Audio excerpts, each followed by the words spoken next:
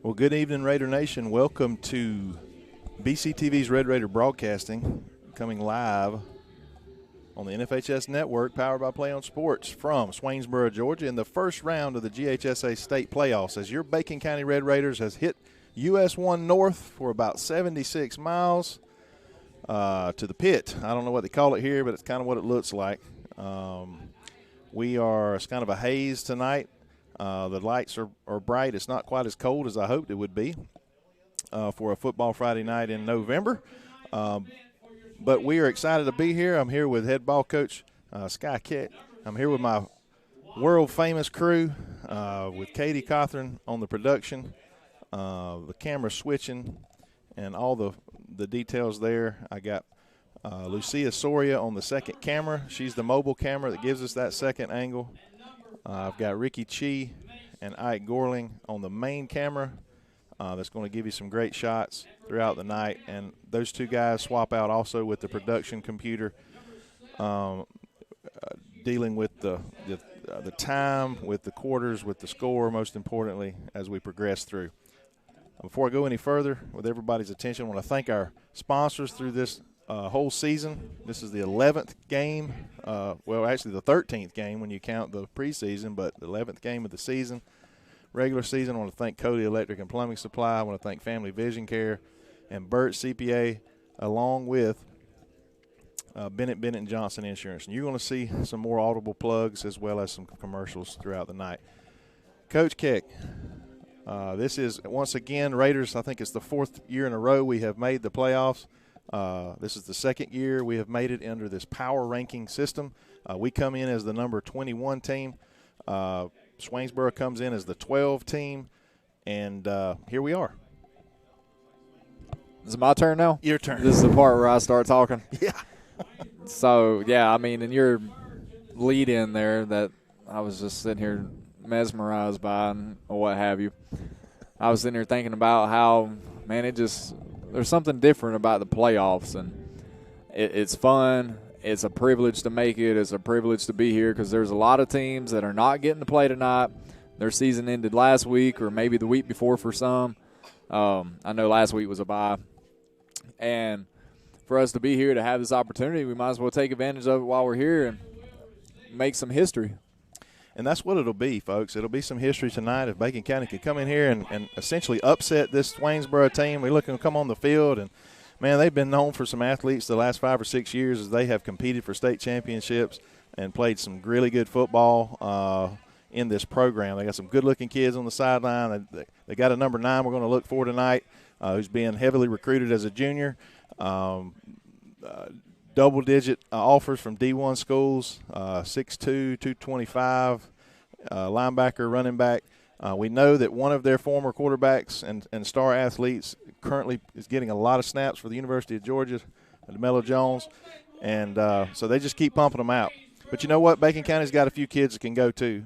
We may not have quite the overall physical size that this team is going to bring that we're facing tonight, but we do have some skill players that can run, starting with Santiago Bazell, who's been a stud, the dude for Bacon County most of the year, making some great plays. We got quarterback who hasn't – people don't know he hadn't played football since his 8th grade year. He's a junior this year.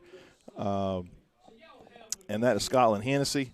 Has made some plays, looked really good in the last ball game we played a couple weeks ago against Brantley County, real crisp and sharp. We got a stable of running backs. We got some offensive and defensive linemen. We'll continue to go through, but we're capable of matching up in this game. It's just a matter of we got to execute. We got to play our best game of the season when it gets to the playoffs and you're playing a team you're not supposed to beat. But we're getting ready for kickoff here.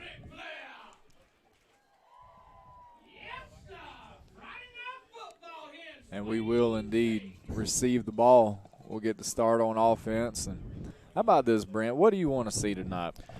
I just want us to see us execute, not to.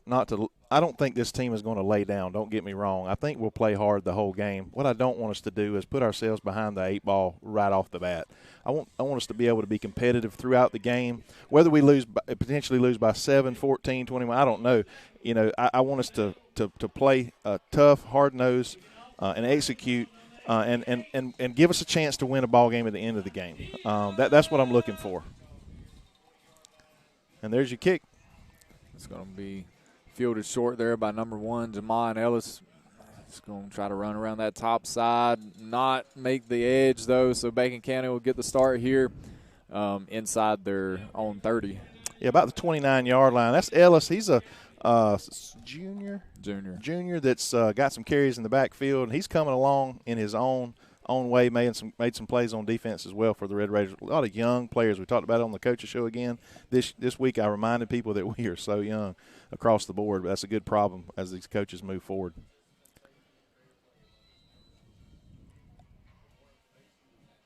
Come out with our typical formation here, and I believe Jalen Marion is starting in the backfield tonight as your running back.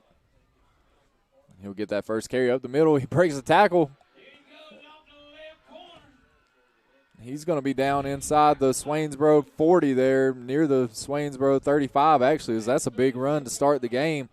That hole just opened up, and Jalen was able to shed a defender, and then, man, I mean, he had about 30 yards of green grass there. Sky, that kind of caught us off guard. I mean, let's be honest here. We coming out here, one of the things the coaches says, they got a great front seven, and then we get a couple good blocks, and Jalen Marion just takes off for 35 yards. Yeah, no, Jamon's going to get it. He's going to go off the right edge trying to beat some guys to the edge, but they'll run him down around the line of scrimmage. You know, I think he ended up gaining a yard or two there.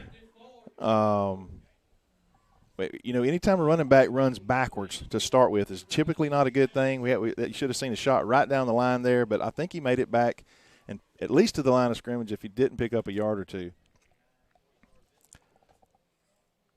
But great opening play. It flips the field immediately. Scotland get the snap, fake the handoff, throw over the middle, and hit Amari Riles. That's going to be enough for a first down. Folks, you talk about a ball player. That's Amari Riles, number 12. He doesn't come off the field. I mentioned that. I doubled down on that this week in the Coaches Show. He's a kid that plays both ways, even on special teams.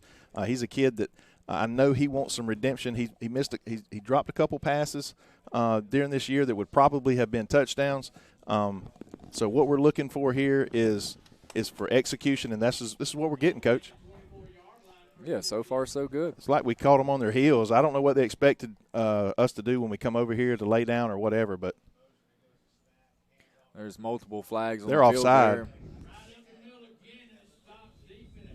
Well, Swainsboro is not a new opponent for us. They were actually in our region before this most previous alignment, the one that we're currently in. And so we were playing them regularly there for a couple years, and we've been over here before. And so Swainsboro probably has somewhat of an idea of what Bacon County brings, and we should somewhat have an idea of what they bring. Well, we definitely know what they're bringing. This coach has been here for several years, and that was the few years that they were really rolling. I said they had a kid at quarterback and just an all-state athlete that's at University of Georgia now that carried them to the state championship. Probably would have played a state championship, probably won it if there had been a separation of the private school. I think they ran into Prince Avenue in the finals, and you know, no more to be said about that.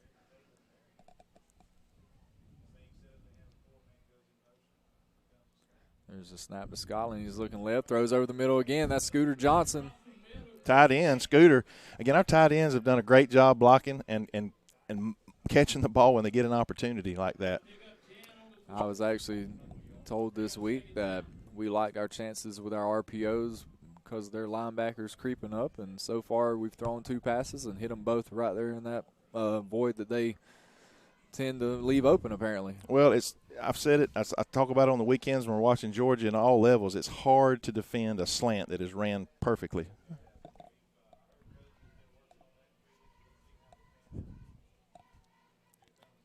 There's Scotland with the snap there. There's a handoff to Jalen. It's more positive yards. Yeah, he was looking for a hole there, but not a whole lot opened up. Man, if we could finish this drive off with a touchdown, what a statement that would be. You know, coming in here, like I said, in the first round of the playoffs, Raiders are looking for their first win in the first round of the state playoffs. I know some historians that have told me in the past, you know, there's a couple playoff games we have maybe won back in the way back, but they're more of a regional type games, not an official GHSA state playoff, at least in the modern era.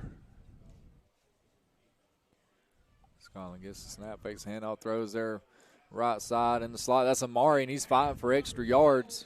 Amari's 2 for 2 in this matchup thus far. Again, we're going to get the band kicking things up here in just a second. This place is going to be rocking if the Raiders can put this thing in the end zone. Had to wait till we had some buses available later this afternoon, had some schedule conflicts and issues, but the Raider Regiment has entered the building. Yep, this is a part of the field where you want to cash in the red zone. You want to be able to put 6 on the board. There's a handoff to Jamon. That gets blown up immediately there. Swainsboro had all the right fits on that play. Yeah, that was a big push up front. It's almost like they kind of knew we were going to run the ball there. They just sold out, and sure enough, that's going to be a second and goal from the 8-yard line. So we got a couple downs here to attempt to throw it in.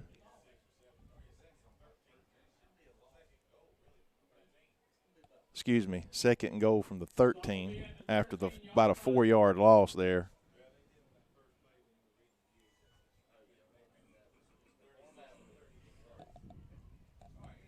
Got to think we have a lot of confidence right now. Out to Jamon. There he goes. Middle. He's got a hole, makes a cut, and cuts it back. He's down the at 1-yard the line. It's going to be third and goal. What a play call! A delayed handoff there to the young. Well, he's not super young, but he doesn't have a lot of experience at running back. I'll just put it that way. But the young man has some wheels and some moves, obviously, there as he's bobbing and weaving as he makes it. Gets about 12 yards to the 1. You got the heavy package in. Theron Moore is going to take the snap as the quarterback, going to run it there behind Mason Johnson. We'll see if he gets in or not. Touchdown, Red Raiders. It's the score. Wow, way to go, Red Raiders. Coach, this is how I drew it up in my head on the way over. That's how every offensive coordinator and fan of their team draws it up in their head on the way over. I promise you, this place is shocked. I know this crew down here to the right of us in this press box is shocked.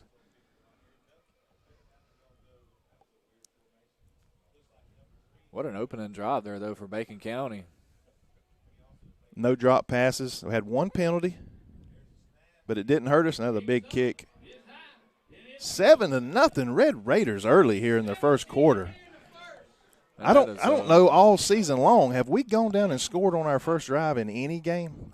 I know Coach Thad is pleased with that, the staff as a whole. I mean, that's exactly how you want to come out. I mean, when you're the road team and you're coming over here to a higher-ranked opponent in an environment like this, and you can silence the crowd to start the game and, kind of put that, maybe not necessarily fear into somebody, but just letting them know you're here. We're going to stay with you right here. Again, we'll start honoring some sponsors and some booster supporters here in just a few minutes. But, again, I want to thank specifically Burt CPA, Mr. Larry Taylor, Lisa Coley and Coley Electric, her fine crew there south of town, Family Vision Care, Drs. Hutto and Day, and Daniel Johnson at Burt CPA in their local office in Alma and Bacon County there. Here's the kick. All right, Swainsboro is going to field the kick there. They're going to take over at about their own 37. Yeah, that's, it's one of those questionable things. Obviously they've seen some things on film. We know these kids can go. So, if you kick it deep to their athletes, you risk the chance of them being able to move around with a little bit more field. Gives our defense or defenders an opportunity to get down a little quicker and kind of contain that. So we're basically maybe spotting them about 10 or 15 extra yards there by that, but it saves a potential touchdown or big play. So we understand they have about 3 quarterbacks that rotate in and out. We got one that can throw and 2 that basically don't.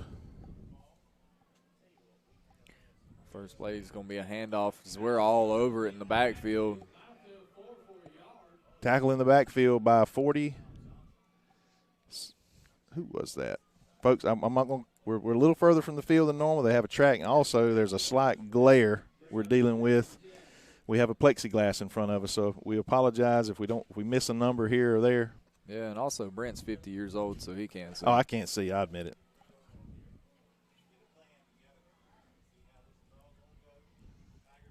Boy, a big stop here would be something. Yeah, second and long for Swainsboro. Another handoff there at the middle. He's got a hole. Man, he's just running all the way down inside the Bacon County 45. That's number 19. We do have a – that was a bit of a gash there in the Raider defense. Number 19 is Kyle Johnson here on the Swainsboro roster. Yeah, I mentioned number 9 earlier. I'm looking for him. I don't see him in the backfield or on the offense. Looking for him on the sideline.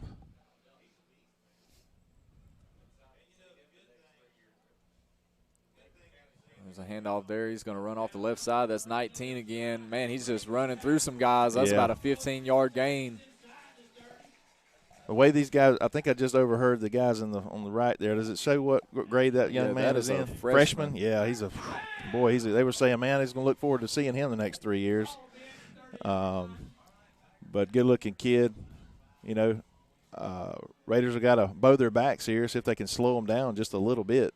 This run game, they want to run the ball.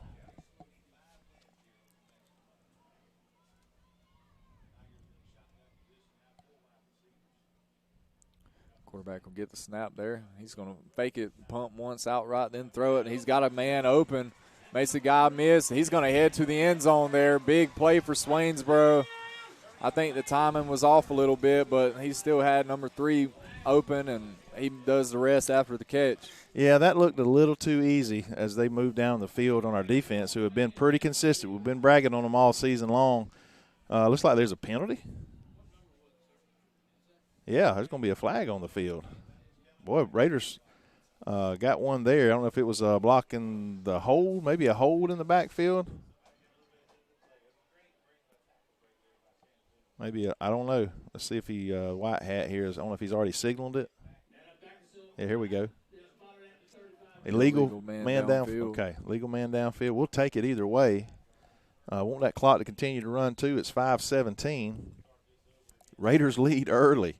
Went down the field, marched down the field, pounded it in the end zone for a touchdown, leading Swainsboro here. Boy, that's just a shock within itself, much less if we can somehow upset this team tonight. Snap, throw, pumps left, throws down the interception. Field. That's an interception by Santiago.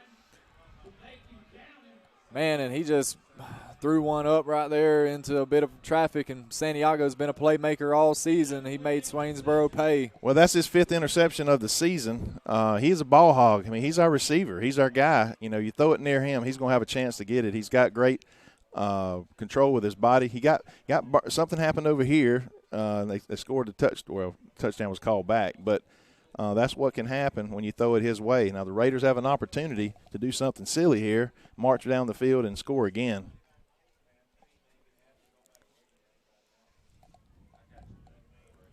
Score here puts a lot of pressure on that Swainsboro team.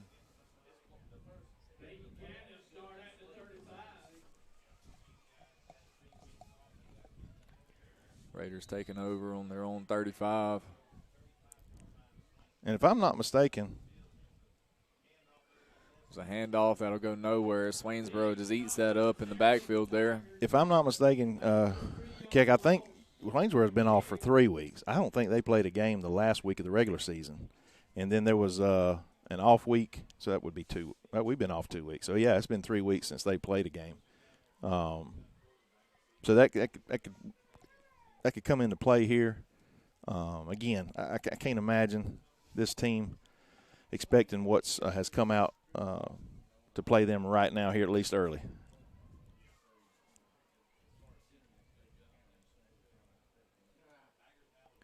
There's a snap to Scotland. He's going to look over the middle again. That's Amari sitting down in that hole. That's a first down for the Raiders. We talked about this off camera before the show and after the show this week. It's something we can kind of talk about now. Obviously during the game, and you mentioned it earlier, the RPO type stuff, and that's what we've seen on throw, and especially some vulnerability in the middle there. They were thinking that their defensive backs on film, that our guys matched up very well against them, our offense, and they were going to plan for that. But they did mention, that front 7, they got some dudes. But we've been able to kind of balance things out with some. And that's another run. Big loss in the backfield. That's probably a loss of 3 or 4. We were barely able to get the handoff right there.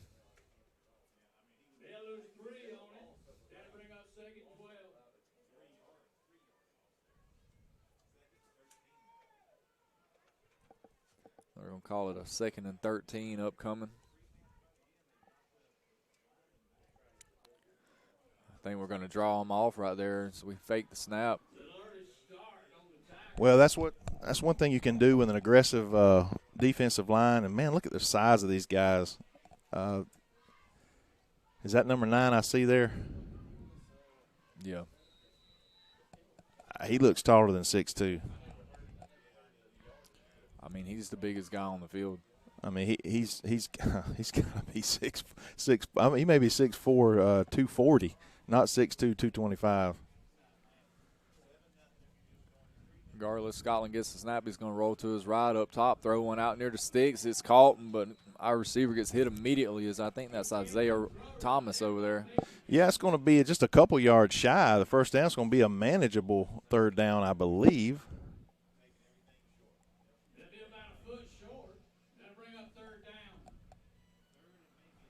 Yeah, I say we bring in the heavy package and run it twice here. What do you think, Coach? I say just do whatever works.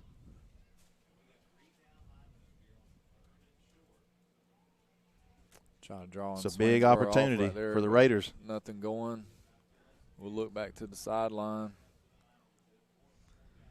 Scotland gets the snap. We're going to try the middle, and Jalen gets blown up there by that number 9. That's and Jabius Smith. I just don't like that play call because now what's going to happen if this is 4-down territory?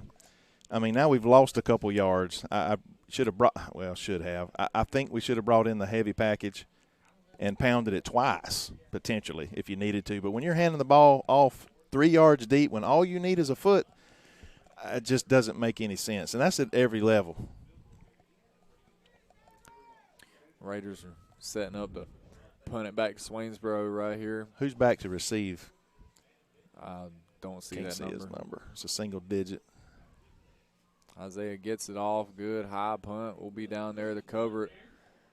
Yeah, I like that punt, keeping it away from the guy. They're gonna collect it on about the 20-yard line. It'll be first and 10 with 1:35. We're gonna take a break for the first time. We'll run a commercial. We'll be back in just a moment.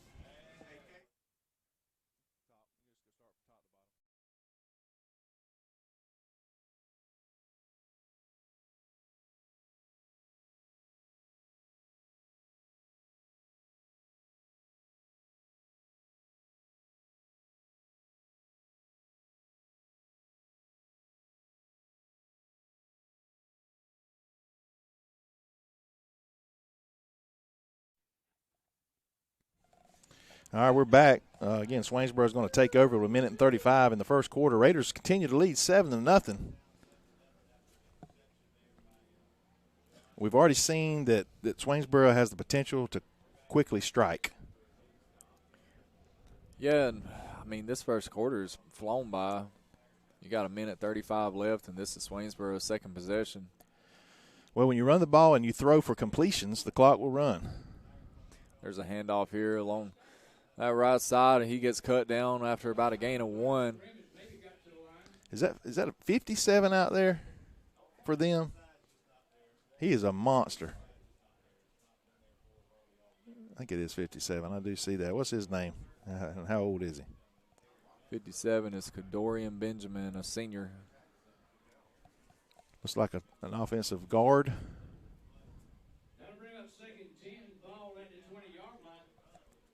Second 10, clock continues to run. That's the 12th man for the Raiders tonight. If we can take this game deep and keep it close.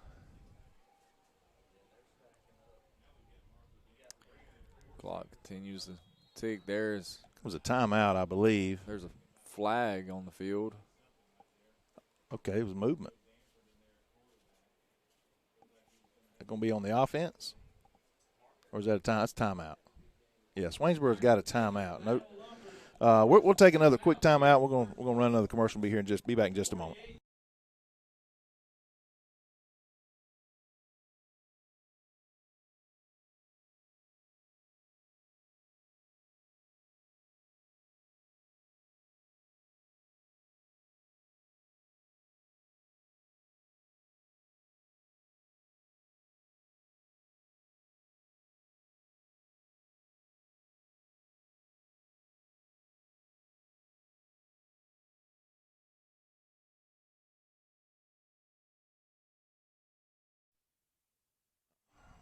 All right, we're back. It's going to be 2nd and 10, 48 seconds left on the clock.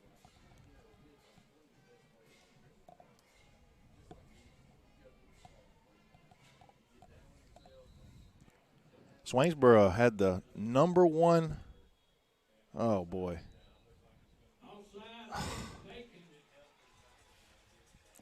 Yeah, you don't want to be helping them. Yeah, that's undisciplined this time of the year, this big of a game. And, again, he's one of our young guys. I'm not going to call a number or a name, but he is one of our younger guys. But still, at this point in the year, it's not young anymore. It's enough experience. You got to pay attention, watch the ball. That's a big 5 yards for Swainsboro. But Swainsboro it supposedly has had the toughest Division I single A schedule in the state, and they finished with only 2 losses. That's Darren Moore, and they're sacking the quarterback. He got back there quick. I believe he came off the edge just unblocked. They didn't even account for him. Tell you what, that's our D1 guy. I don't know if you heard. I know they're going on a couple. We got a few visits, but I think him and Santi's going to FSU tomorrow. Look around and talk to some coaches. But you talk about a guy who came in that I mentioned that heavy package earlier. He took the handoff and scored the touchdown. You're talking about a kid that's just shy of 6'2", but about 265, and he can move. Big loss, 3rd and 12, 11 seconds on the clock. Quarterback's looking to throw. He's looking down the field, throws in the double coverage. Wow. How did he make that catch? And he's still going. He's inside Raider territory. Man, that looked like he just threw one up for grabs there, and maybe our guys misplayed it or whatnot, but this guy spins around and catches it. And I have no idea how he made that catch. I mean, Santi, I was thinking, well, he's fixing to intercept another ball, and we had 2 other red helmets right near him, and the next thing you know, he's sprinting down the field making the catch. Boy, I don't. Oh, that's something that we didn't need. That was a little bit of luck there from Swainsboro on that play. As like Coach said, he just kind of threw it down the sideline there, and their guy comes up with it. He makes a great play, great catch, almost like a one-handed backward back catch there. But it's going to end the first quarter. We're going to take another quick break so we can get some more commercials in. You see the band there. We thank them for showing up and getting here and playing loud and proud. We'll be back in just a moment.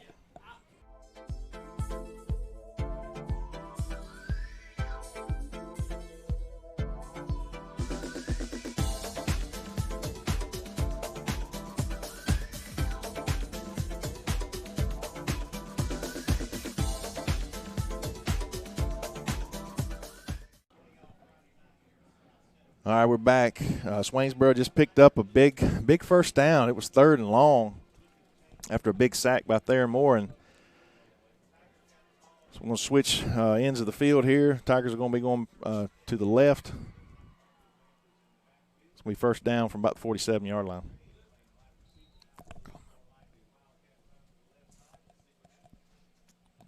there's a handoff there along that right side for about a gain of maybe 7 or 8 for Swainsboro. You got to think they're probably going to line it up and try to do just that the next few plays.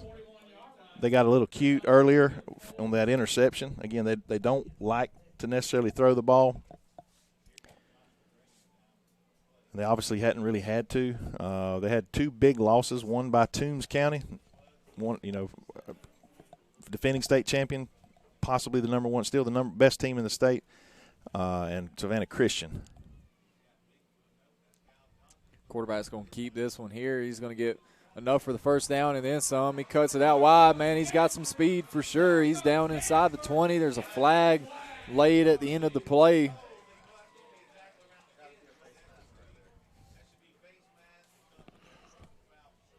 Probably some kind of they think down to the right if there's some type of personal foul, face mask, maybe trying to get him down.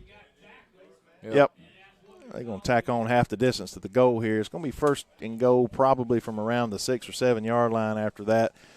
Just a great play by their quarterback. That's one of their running quarterbacks. We saw that elite speed there from him.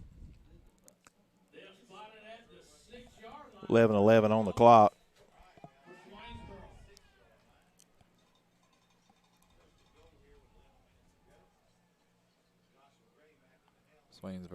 getting set. They bring a guy in motion, hands off up the middle, and we're going to stack him up. He's down inside the 5 to the 4. Yeah, got about 3 yards on the carry, maybe just 2 down to the 4. You know, I got to let that go.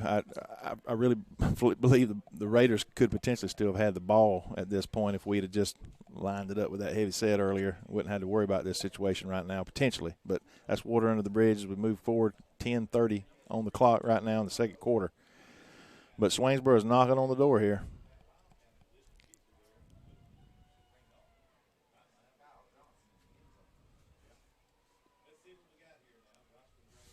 I'd like to see them get cute again.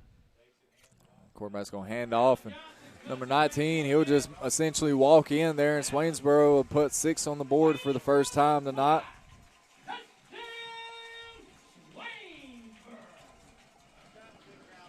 Seven to 6, 10-11 on the clock. Certainly didn't expect to come out here and shut Swainsboro out. We're going to have to outscore them. No, this is a team that has too much of a pedigree to expect that. You know, it's really lopsided. If you look at the numbers, there's absolutely no way the Raiders could withstand or could come in here and play with this team, much less have a chance to upset them because of they were reading off the numbers earlier.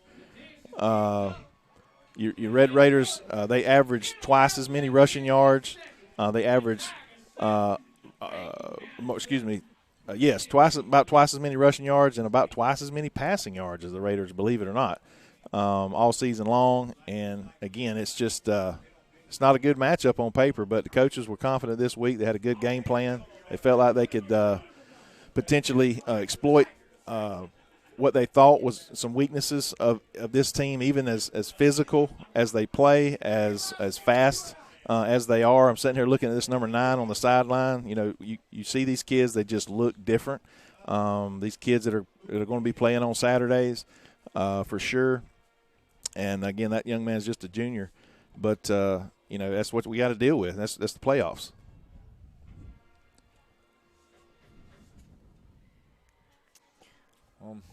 This game essentially restarts now, back 0-0.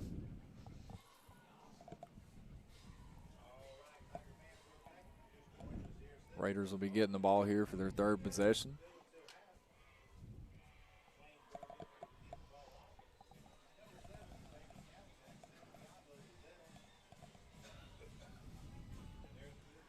Bit of a short kick. That's going to be fielded by Jamon. He's going to take it to the middle. He's going to cut it back here.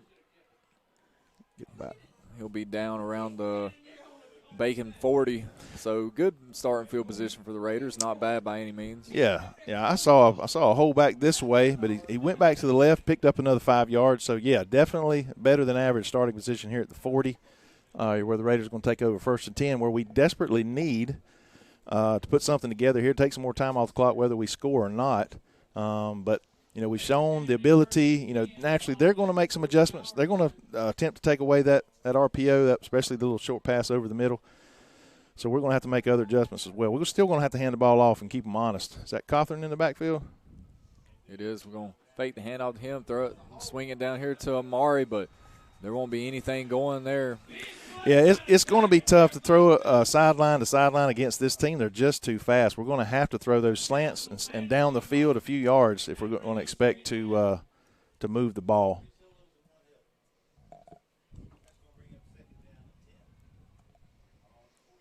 Swainsboro's got a lot of guys on that defense that they just look like dudes out there.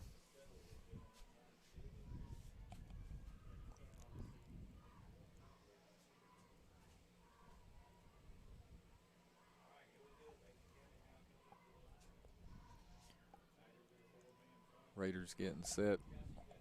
Scotland to get the snap, fake that handoff. He's looking left side, throws one in the middle of the field. That's Santiago. What a great catch. What a great, even better throw. Throws it up high, jumps like a gazelle, catches it, and gets down immediately with a first down. That's your playmaker out there making a play. Well, all season long, Coach talked about it. Coach Keck, you know, starting the season off, you know, dudes have to be dudes, and he has got to step up tonight to give the Raiders a chance to do something special. Hennessy has picked up where he left off a couple weeks ago at Brantley County after he missed 6 quarters following the halftime at Worth County game. Looked really sharp. Here we go. Fake that handoff, throw it up top to Santiago. Let him make a couple guys miss. He'll have, again, another first down, I believe.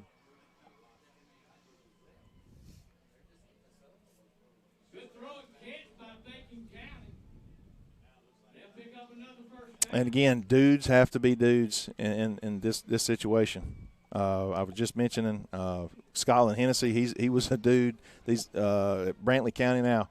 Brantley County was a solid team. They're not the same team we're lining up against tonight, but he threw some passes that were crisp, right on the money. Guys was able to make those catches and own the run, and that's what we're looking at tonight.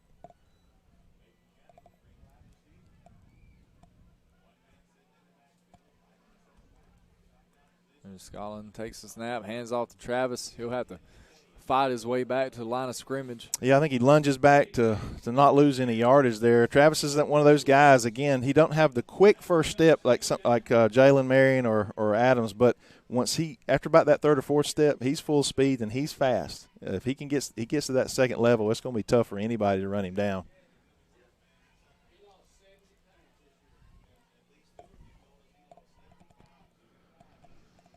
.7:35. Clock continues to run, which is great. Raiders have flipped the field. Yep, Scotland's looking to throw here. He looks to his right.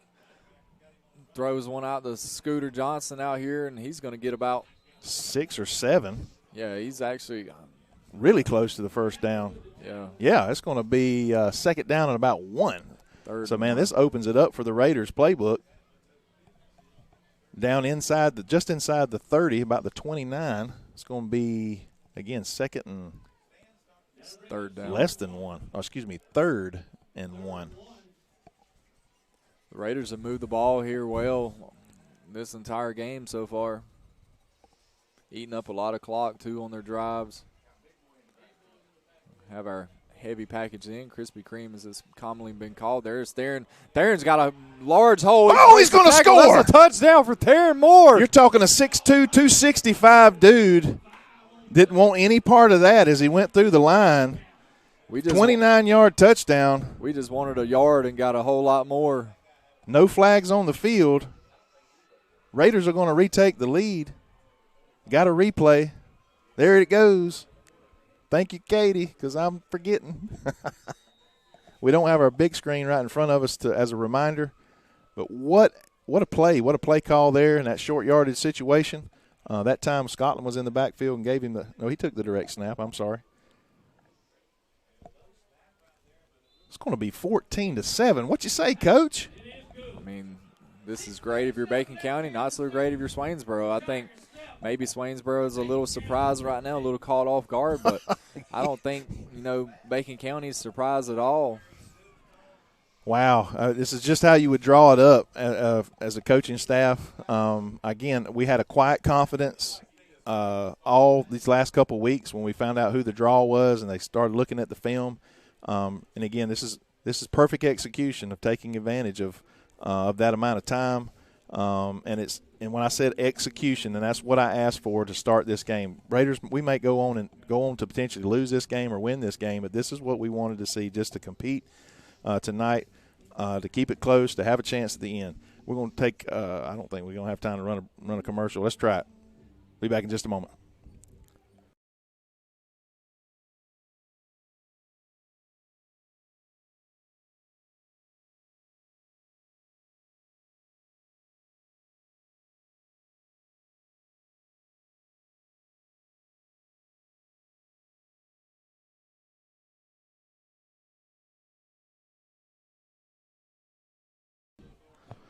All right, we're back. Here's the kick. That kick will be fielded up near the top side. Cuts back to the middle here. Swainsboro get the ball inside their own 40. About the 37-yard line there. They'll take over with first down with 6:29 on the clock. We actually scored a little too fast there, Coach, but, we'll take touchdowns whenever we can get them. If you're Bacon County right now, this is about as good of a start offensively as you could have hoped for. Well, we talked about it coming over. We may have talked about it right at the beginning there on air. We have to play our best game tonight. And so far, we have played our best game of the season. But there's still plenty of time left. Absolutely. There's no time to rest or take our foot off the pedal for sure. Need a stop on defense. Starts right here. Oh, boy. Another dangerous pass out there is, I believe maybe if Mike would have been looking for that ball, he could have maybe got his hands on it. That could have been a pick six, but you know, you can't fault him. He was kept his eye on the offensive player ahead of him. But you're exactly right. That was a very poor decision by the quarterback. Yeah, so far the quarterback's thrown the ball up in harm's way a few times. You know, I don't understand. If I was a Swainsboro fan, I'd be kind of frustrated at what they're doing. They've shown they can run the ball against us, but they're still kind of dilly-dallying on, trying to throw the ball just a little bit, which is something they don't really like to do. They average about 100 yards a game. There's a handoff. Swainsboro's going to cut it back up there and get brought down. Maybe a gain of about five. Yeah, maybe 5. They might give him 6. We'll see. It's going to be 3rd down and about 4. I'm going to predict. Oh, only 5. 3rd and 5. It's a big down for the Raiders right here. It was 3rd and long earlier, and they was able to get off a crazy throw and catch.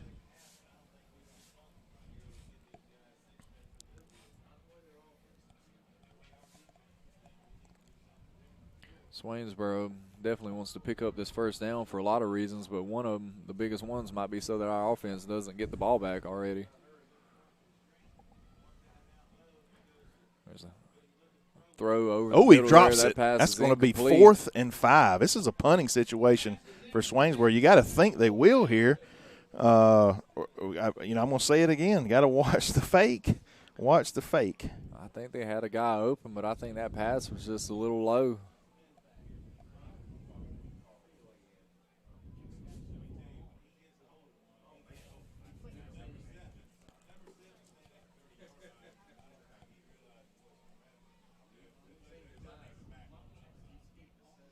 So Swainsboro is set up to punt it back to Bacon County right here.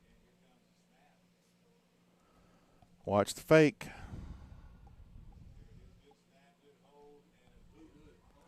That is a good punt. It's going to roll. It's going to get a Swainsboro roll. They're going to down it at about the 16, 17-yard line. But, hey, the Raiders have the ball back with 5:20. How about another touchdown drive here, Coach? I don't want to get too greedy, but, for us to do what we came over here to do, to make some history, that's what's got to happen. We got to score points on every possession. Well, your foot has to stay on the gas right here for sure. Got to make good decisions, which we have. And that comes to, can't give them anything, no turnovers, no anything. If they make a great play, that's one thing, but probably going to be a false start there before the play. It's going to back us up further into our territory. That's going to be down to about the 1st and 15 from about the 12-yard line.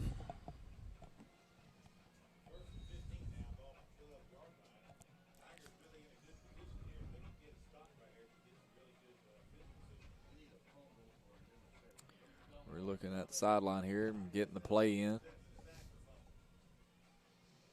Going to bring a man in motion. Scotland will get the snap. He's looking to throw up near side. Santiago's got his man beat. Makes the catch. Breaks a tackle. Can he get past number 3? 3 will wrap him up, man. What a play. What a play. That's the body control I was talking about earlier. Santiago's our dude. He's the guy that can go up and make the moves. He reminds me, granted, he reminds me of those caliber of guys that I won't call no names because this guy will probably punch me in the ribs here. But there's some guys that play at in that collegiate level that when they jump in the air, it's like they hang there and they can torque their bodies and get their hands in that position they need to be to make a great play. And suddenly, after just one play, Bacon County flips the field, and we're on the Swainsboro 35. And that clock is going down. 4:47 we see, 4:44. Scotland get the snap, throw one up top quick to Santiago. Tries to make a move. He'll get about 7 more. Close to 8. We'll see where they spot it, but it's going to be second and probably 4. Yeah, short 5, long 4 there. I'm not sure what Swainsboro has seen on film, but they might have to make an adjustment on how they're covering Santiago out there.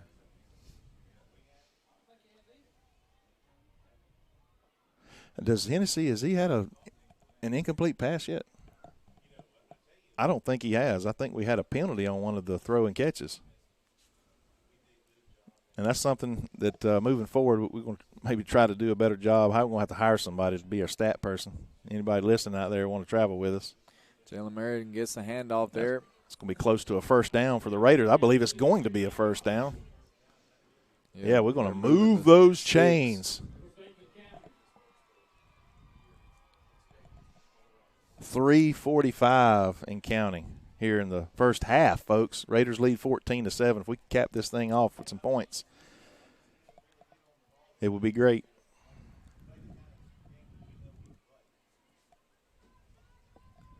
Looking to the sideline, get the play in. We're not in any sort of rush here. We're under 10 seconds to go on the play clock.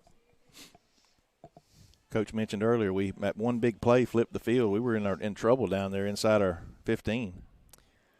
Get the play off there. It's Another not going to be much going on that run. Another delay, but coach's positive yards. I don't care if it's 2. It's 2 in front of the line of scrimmage and not 2 behind it. That's where we can't play from, is behind the sticks, especially with an aggressive defense. That was front 4, front 7. 2:54 on the clock. Love to see Swainsboro not get the ball back, regardless if we get anything out of this drive or not.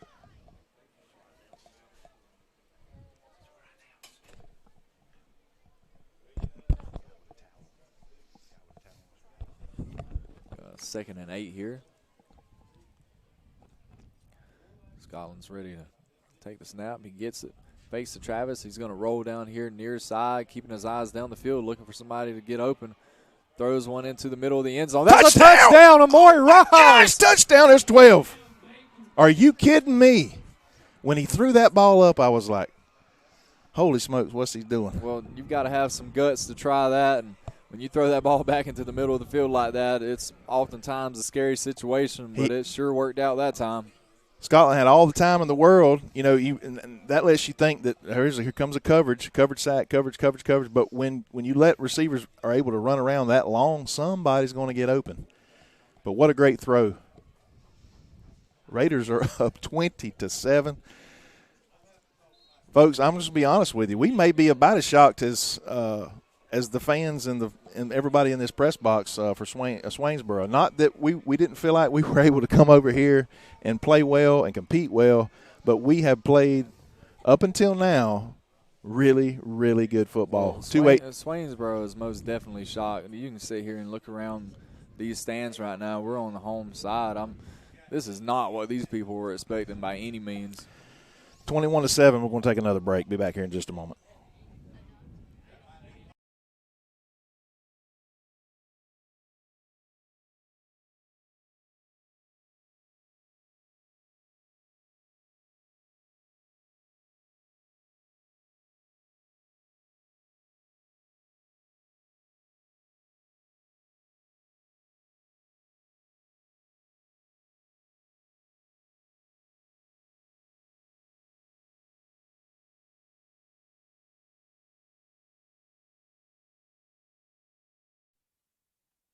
There's a kickoff there. Swainsboro's going to field it.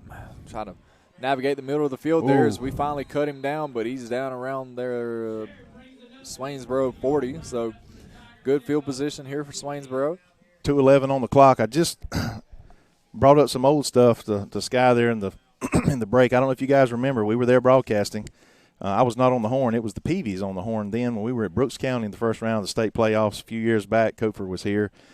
And we had them under our foot. You know, we just wasn't able to stomp them. We allowed them to score. I think we were up something like 17-6 or 17-7, 20 to something. Anyway, we let them score and cut it to 6 points right before halftime. and again, it just changed the momentum of the game. We got to keep them from scoring here. Quarterback's going to drop back, throw one down here near side. So we're going to wrap him up immediately, push him out of bounds. Clock's going to keep running. 2 minutes. Be a completion of about 5 for Swainsboro. 2-minute offense always seems to be good for the offense. Quarterback throws it there in the middle of the field. That's going to be about a 10-yard gain. And that's okay. Just got to make a tackle. Don't let them get any yak yards after catch completions. I think Bacon County is going to take a timeout. Catch their breath. Draw it up with 1:39 left on the clock. Your Red Raiders lead 21-7. Folks, if you'd have told me, worst case scenario, 21-14 at half, Raiders lead, we'd have probably took that. But it's 21-7. We're going to take a quick break. Be back in a moment.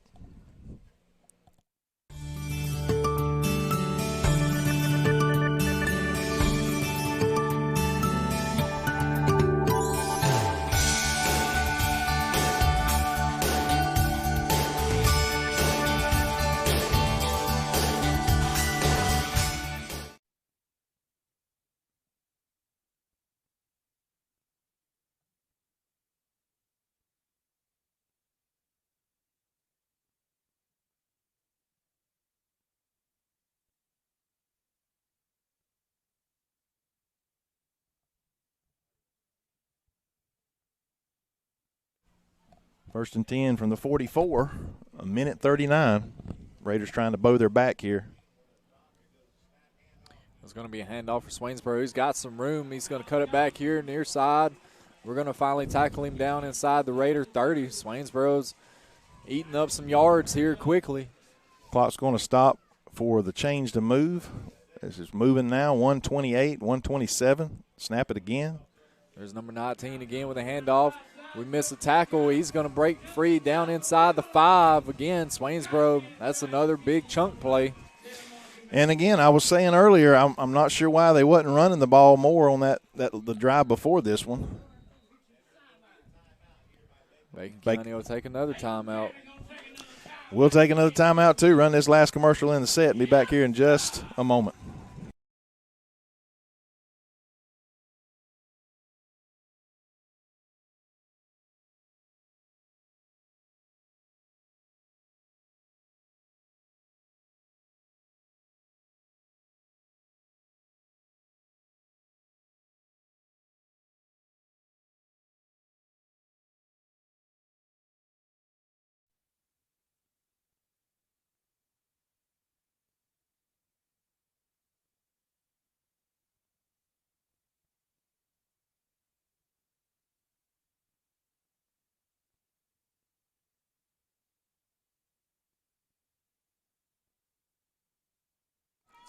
All right, we're back. It's going to be first and goal from the 6-yard line.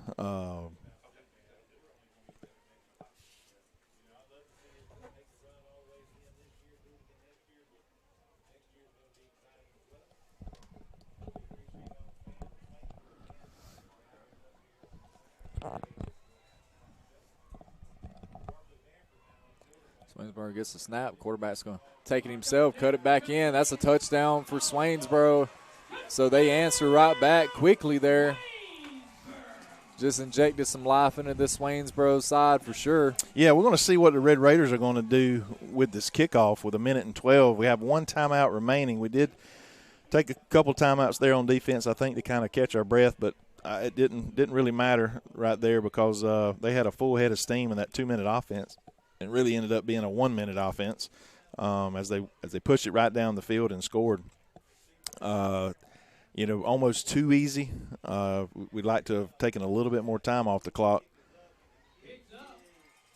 No good. That could come up big later in the game, Coach. 21-13 with 1:12. We're going to stay right here and talk a little bit more about what's going on. We'll try to bring in some scores from around, at least maybe from our region. There's some not too many big matchups here in the first round with the way the power rankings work. But we'll see some much better matchups next week. We got a good matchup here tonight. Obviously, anytime you get from probably the 12 in, this 12-22, 13-21, or 12-22, 13-21, 14-20, and so on and so forth. Those are going to be a little bit more evenly matched, or they should be at least on paper because of the power rankings. And that's in all classifications. But most of, if you get that, if you don't get it, I encourage you Google search Georgia high school football daily. And there's a website that you can plug in your email, and you get an email every day, Monday through Friday during the football season.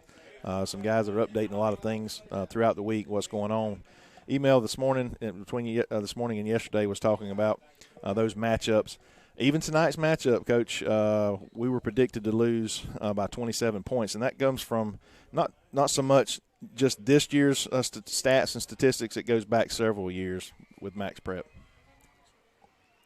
Yeah, and we got Mike Dixon here returning this kickoff. So he'll get out to the 30-yard line of Bacon County. Yeah, 1:04 on the clock. With that kind of return, you might see Coach try to carefully dissect this defense once again, maybe to try and steal 3 points. I don't know. You got to be cautious. What you don't want to happen is an unfortunate turnover, a pick six. That's something horrible to happen like that. So you want to be careful, but I still think maybe you try here. Maybe you try a run play. The only thing here is Swainsboro has 2 timeouts remaining. So if we get caught behind the sticks here, you got to think they're going to call a timeout or 2. We got to think our offense has been extremely hot. You'd think we'd come out and probably at least try to see what we can get right here. Big key to a good 2-minute drive is a big first play. Scotland gets the snap. He's going to throw it up top. Oh, that's picked off. That's going to be an easy pick six, I believe, as Santiago won't be able to run him down. And just like that, this game just shifted, did a full 180. Just a few seconds ago, Bacon County was up by 14. And now Swainsboro, if they choose to go for 2, they can tie it up.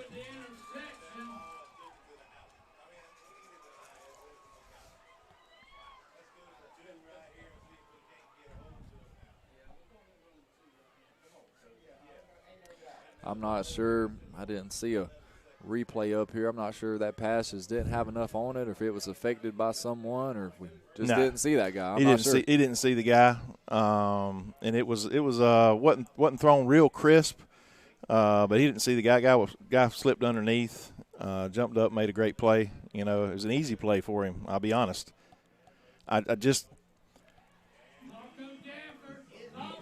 That's going to be a good 2-point conversion. We have a tie ball game on our hands.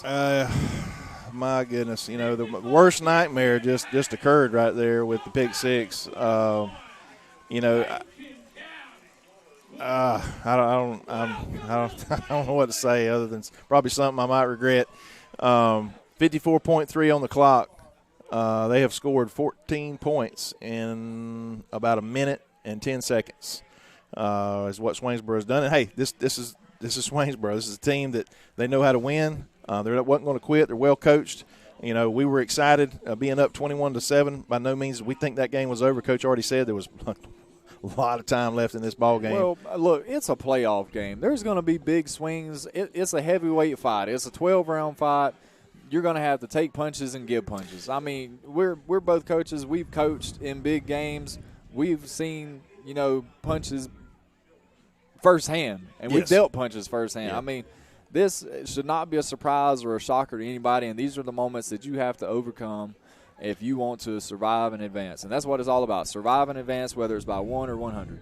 Well, it was on the way over here, and when I first saw the Swainsboro sign, it reminded me, and I mentioned this to you when I was coaching some basketball several years back with Coach Bergeron.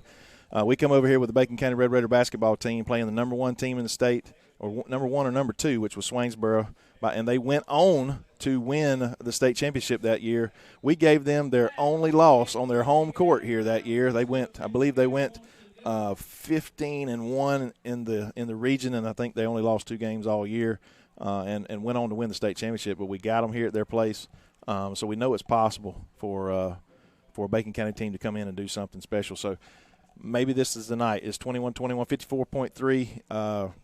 We just gotta reset here. You gotta, that was I think that's the only incomplete pass to a Red Raider that Scotland has had tonight. So we'll see what coach is going to do right here. Got to think they're probably going to hand the ball off. There's a handoff to Travis. Not much going there at all. He might have got back to the line. Looks like Swainsboro is going to not use any timeouts.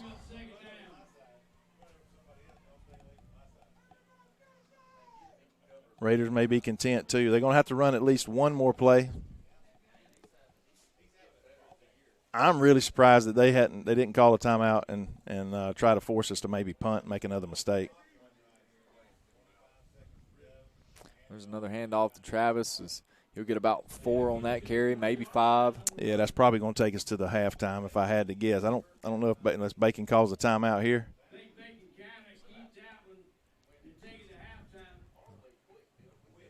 We're going to start our walk towards the locker room. As Brent, just moments ago, we had a 21-7 game in the Raiders' favor, and now we're going to come out and the second half is going to be a fresh start. Well, the problem with that fresh start is Swainsboro has all the momentum right now. We know how that works, and they're going to get the ball back. So it could come down to this first possession in the second half, and we'll talk more about that when we come back. We are going to go ahead and take a break. But, yeah, I mean, so much excitement. We were up, like you said, 21-7. It's kind of a gut punch there. Worst case scenario happened, and like you said, this is you got to give punches, which we did, and we got to take punches, which we did. So we're going to see what this team's for sure made of after this halftime. We've shown that we can, in fact, play with this team offensively, and we've shown some defensive candor. So we're just going to have to see. We're going to take a break for about 15 minutes, and we'll be back.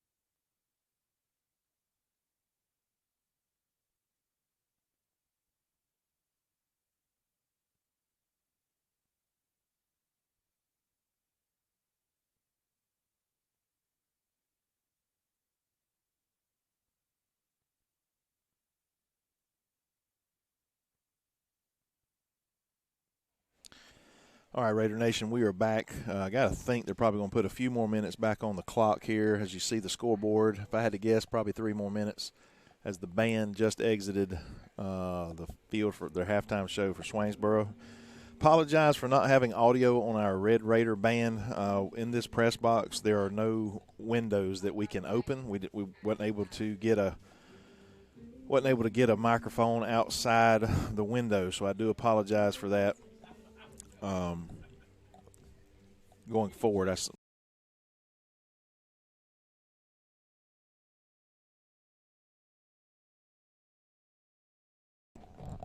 here we are, Coach. We're getting ready to start. We think they're going to put 3 more minutes up here. We have to kind of chat a little bit.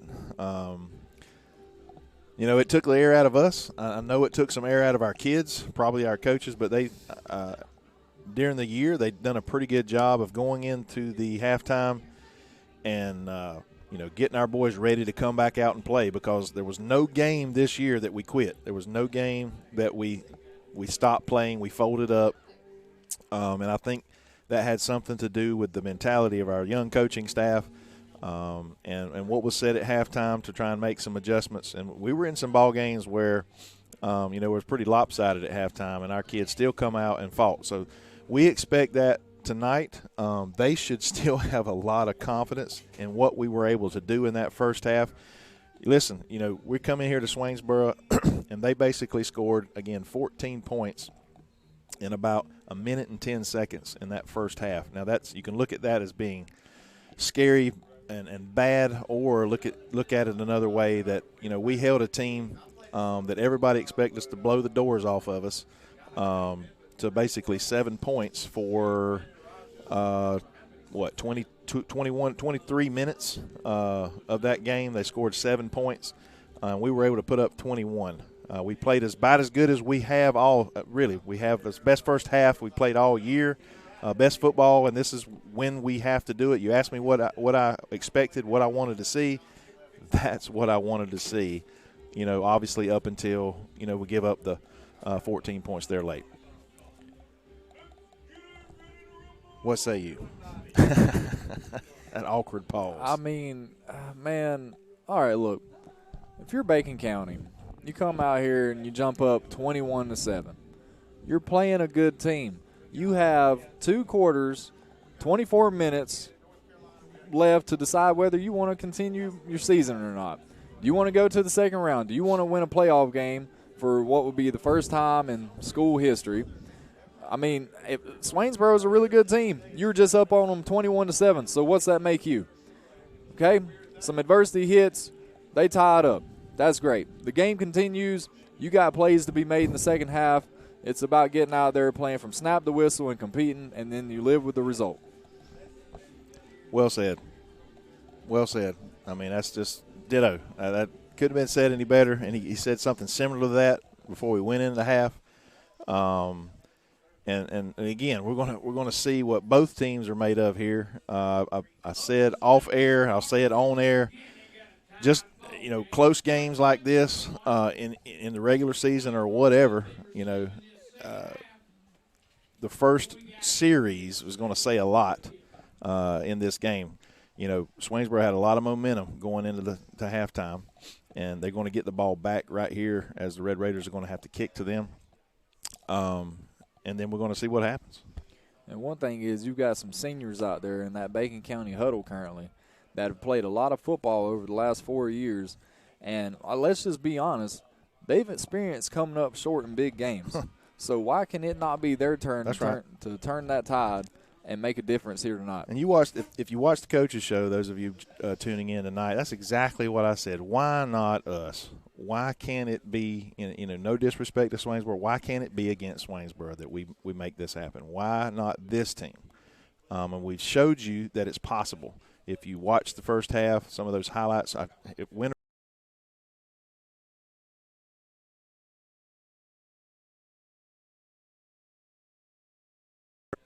that's what we have left. We got, like you said, 24 minutes to change the potential culture and future of Bacon County football.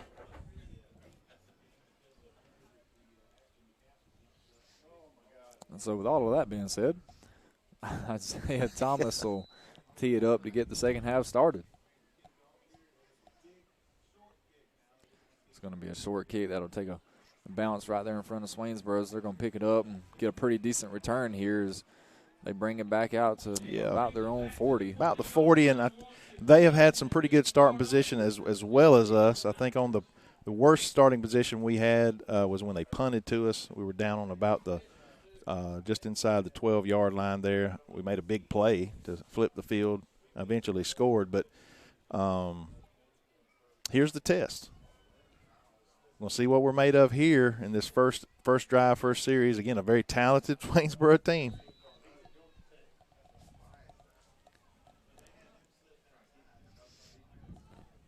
You got to think they're going to continue to try and run the ball.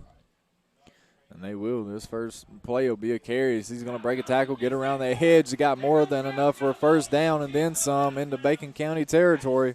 Yeah, and I don't really understand why we don't have somebody on that outside ready.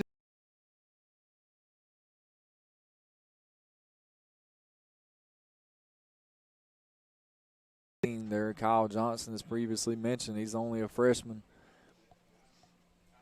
Running the ball for Swainsboro. He's had some big plays already in this game.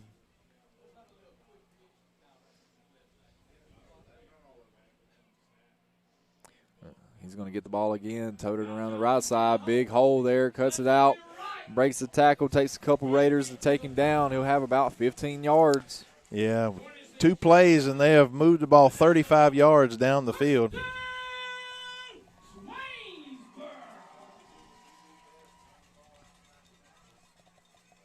.11:31, only 30 seconds in.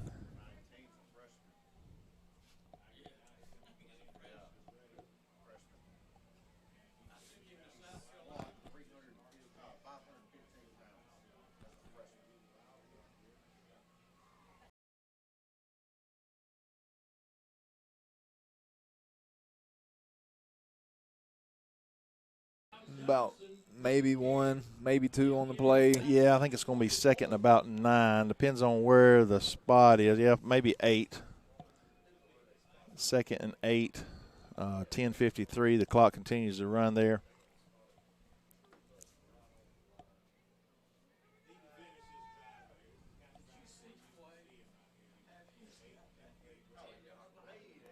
Swainsboro just continuing that momentum that they built there to end the second or the first half.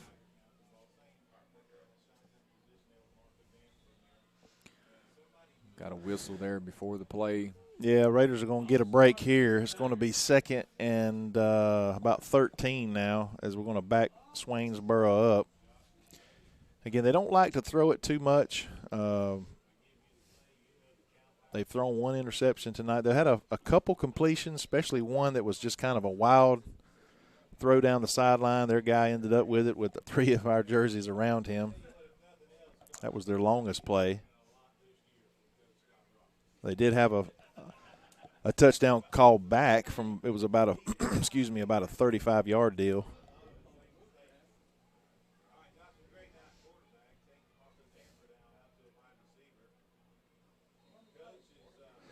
Yeah, some confusion on the Swainsboro side. They're going to have to take an early timeout, and that's a little strange, a little odd. I don't know if we've shown them something different or they just a little bit confused, but we're going to take a timeout as well right here and run a commercial. We'll be back in just a moment. NFHS Network.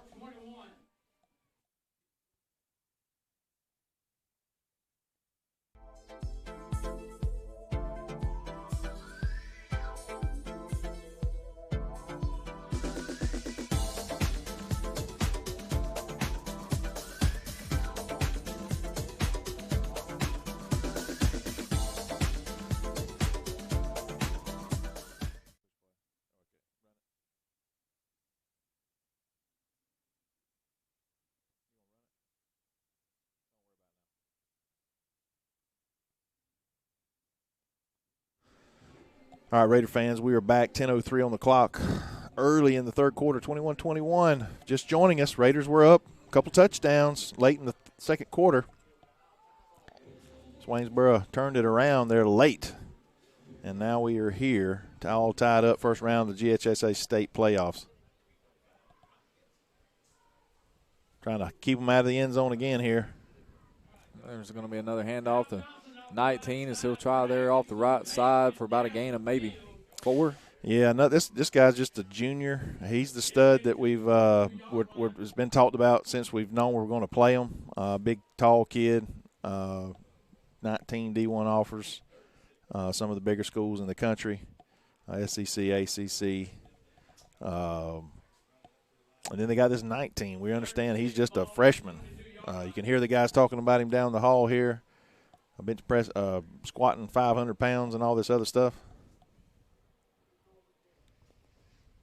People calling to give it to him again, and they will there as he's going to have enough for the first down and then some. Guy that squats 500 pounds, you cannot tackle him above the waist. Yeah, we've seen him finish some runs pretty well through the contact.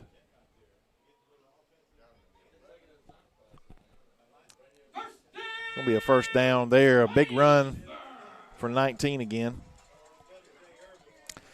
Be first and 10 from the 11, so they can pick up a first down before having to score. Coach, it may come down to just an offensive battle here. They haven't been able to stop us. 19 gets it again there off the right side. He's going to find the end zone. That's going to be a Tiger touchdown. 20 points right now scored in a row by the Tigers. Swainsboro wouldn't have dreamed that this would be the first time in the game that they would have had the lead in the game, but it is 27-21, extra point attempt.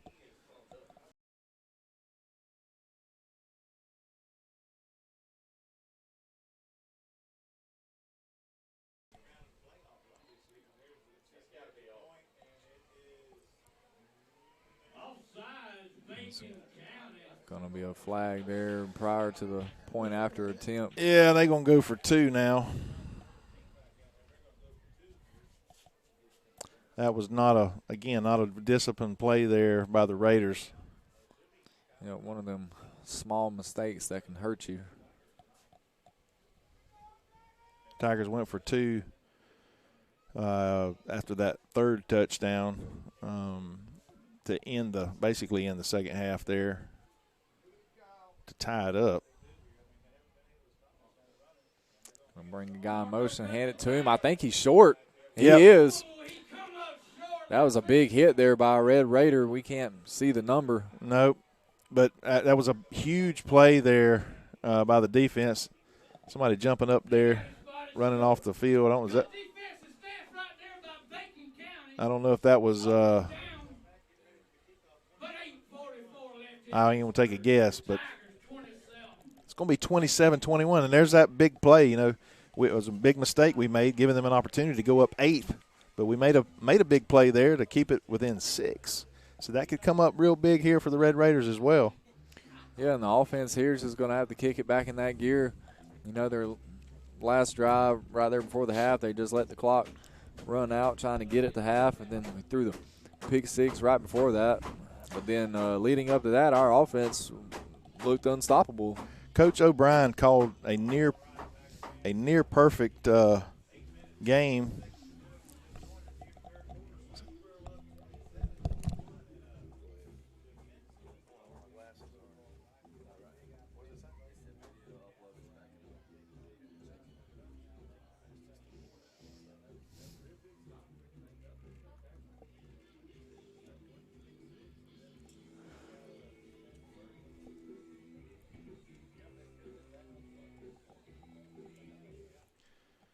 As I was saying, Coach O'Brien called a near-perfect game that first half. We got a fair catch here on about the 28.5-yard line there.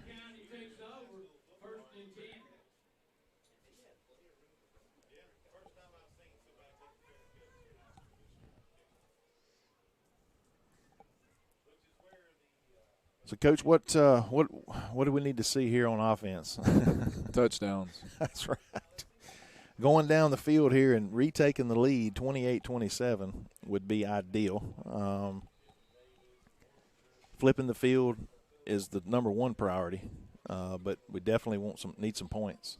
And there's going to be a handoff to Travis, but there won't be anything going as he gets wrapped up and taken down around the line of scrimmage. And that's going to keep them honest. We're going to have to throw the ball to move the ball down the field, I believe. So, I don't have a problem with that particular one, but because I know that that Travis can pop it if he can get past that line of scrimmage.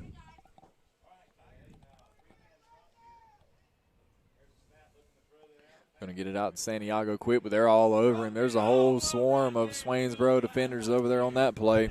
Yeah, we made a few completions and nice runs, catch and runs on those out routes or out throws there, wide receiver screens, whatever you want to call them.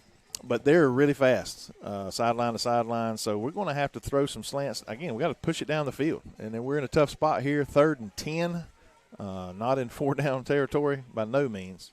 Oh. Yep, we're going to get 5 free yards there. That's going to help us a little bit there. Get us out of that 3rd and long. I think the coach, is he complaining about the clap? Maybe he's just fussing at his players versus our quarterback clapping. Something happened a week or two ago to Gunnar Stockton that I don't think I've ever seen. He got called for a false start. 3rd and 5, big play for the Raiders. Scotland with the snap. He's going to look to throw, rolling down here near side. Swainsboro's in hot pursuit and will bring him down. We'll see if that's going to be ruled an incomplete pass or a fumble. That's a pass. I know he got it away. Looks like we had a receiver in the vicinity. They're going to be fussing that it was intentional grounding, but he's going to talk him into it. Yep, he did indeed drop the flag. A little too much speed coming after Hennessy there. Wasn't able to get a receiver. I don't know, somebody should have been coming back. Hard to throw it down the field on the run that way. Looks like he's going to call intentional grounding. That's going to be loss of down. It'll be a spot foul. Raiders are going to be punting. Be punting from about the 20-yard line.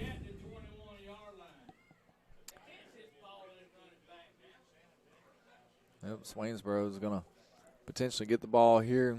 Good field position. Well, they probably should, unless Isaiah gets a smokes one here. They're going to at least be in there in our side of the field. Got his heels on their 45.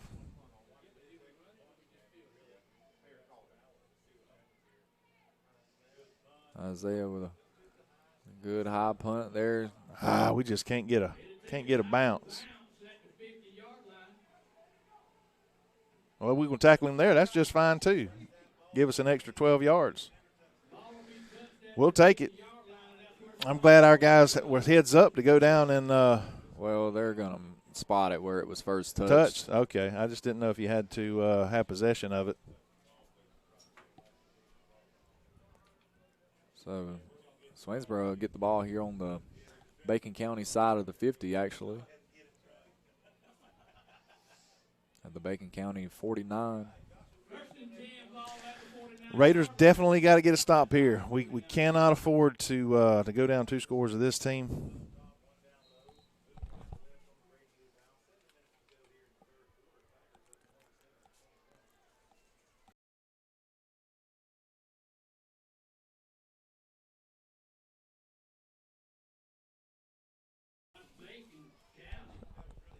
Again, it's hard to see that number. I'm trying to see him walking away there. 20-something. Was it 25? Was it Theron? I don't know. I think we're just too far away to see numbers down there in those piles. It's going to be 2nd and 9. Raiders with the opportunity. We got to force a punt here.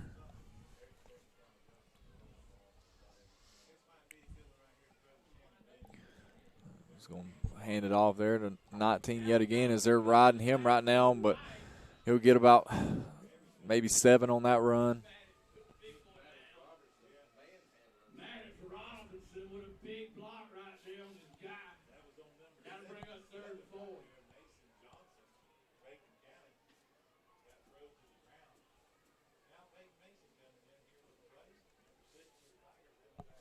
It's going to be 3rd and 4. potentially 4 down territory for Swainsboro with them having the lead.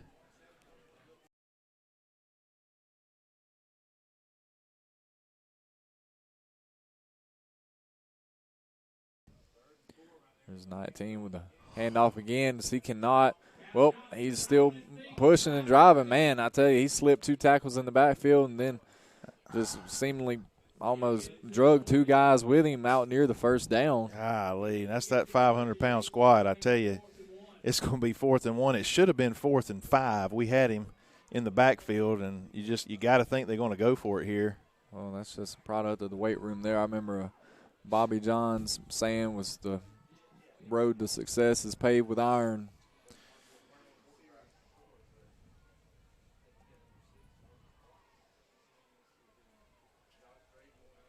Fourth and 1. See if the Raiders can come up big here. It would be a big stop by that Raider D. So they're just going to keep it on the ground there, try the middle, and, man, it's going to be close. Let's see where the spot is. Where this guy's got it put on this side, they're going to have to measure. They may have to measure. They're going to look at it. We seen a measure last week in a NCAA football game where they come up 2 yards short, and they still measured it. So we better get a measurement here. It is, boy, it's Swainsboro signaling they got it. Bacon County signaling that they made the stop. Yeah, I'm afraid it's going to be about a half a football across the line. I'm afraid.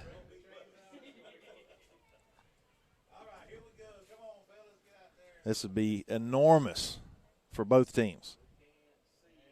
Oh, boy. Yeah, it's going to be a first down. Yep, it's a Swainsboro first down. Yeah. I thought it was about a half a football or a football. Had an opportunity. We put a helmet on him in the backfield. We just got to wrap up and pull down. And this one of those running backs, you're going to have to want to tackle him in the fourth quarter because everything he brings with him behind those pads, it's going to weigh on you as they just pound away at you here. And, they'll be hoping to break some big ones, which they already have, but they'll be hoping to probably put you away with the hammer in the fourth quarter. Yeah, 4:47 on the clock. The clock is ticking on down here in the third quarter. There he is again with the handoff. Big hole.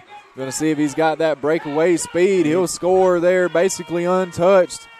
Swainsboro go up by 2 scores. Is there no flag?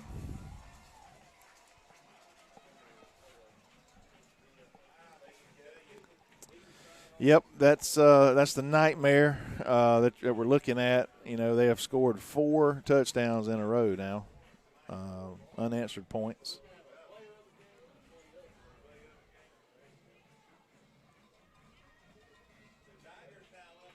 (33-21).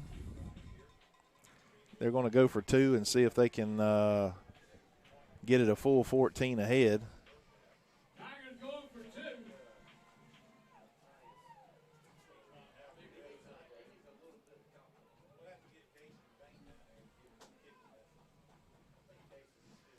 I'm going to fake a throw here out near side. That pass is batted down, though. No good on the 2-point attempt.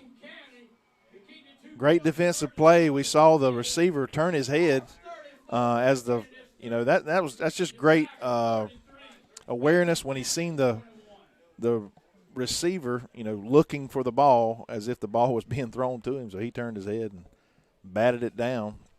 We're going to take a quick break and run another commercial. We'll be back here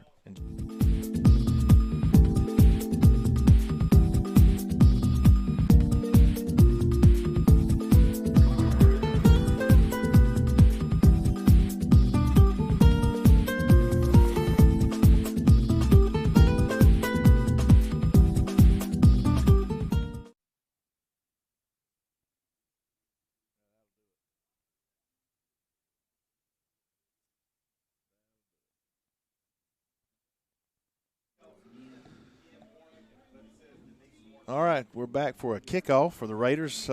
Desperate now. We have to score points. Have to score points here.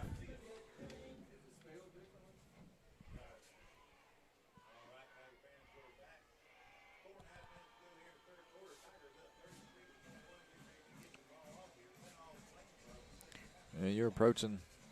You got about 16 and a half minutes left in this game.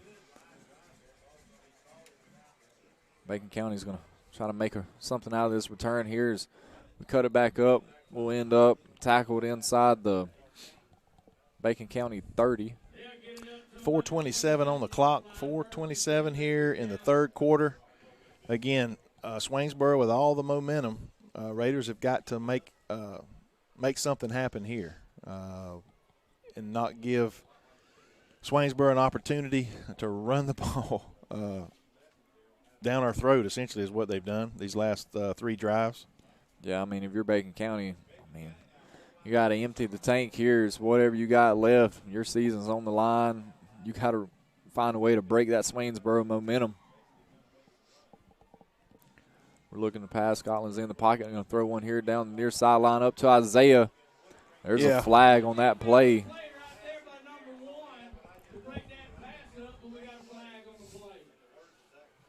Both guys there jockeying for position. We're going to see which way this one goes. Was slightly underthrown, which gives the receiver a little advantage. It is unfortunate it was good coverage. I hear them screaming down to the right side here. It was good coverage, but when the ball's underthrown and your receiver slows up, the defender naturally runs into him.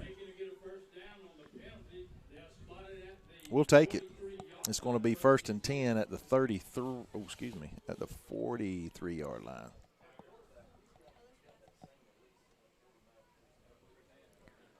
There's the snap. Amari's going to get the ball here on a quick throw out near side. He's going to make a guy miss. That ball's on the ground, though, unfortunately, and Swainsboro's going to recover. Amari had enough for a first down, and then the guy just swatted it out of his hands.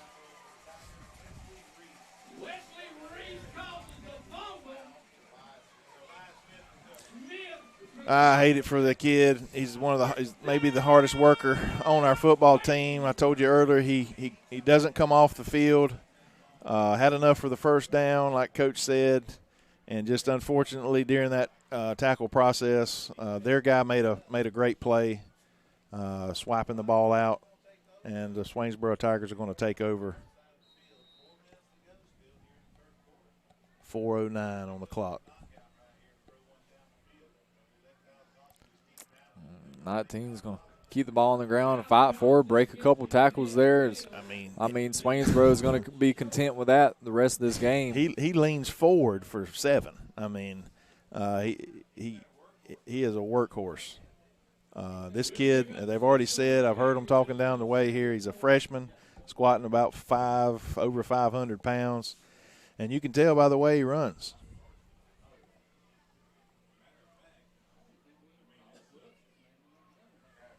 The games that they lost this year, they were outscored. They averaged about 35 points a game plus. The games they lost big to Toombs and to Greater Atlanta Christian, they still scored 30-something points.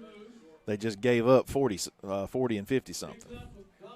Well, Brent, I'm going to inform you that when any team loses a game, they are indeed outscored.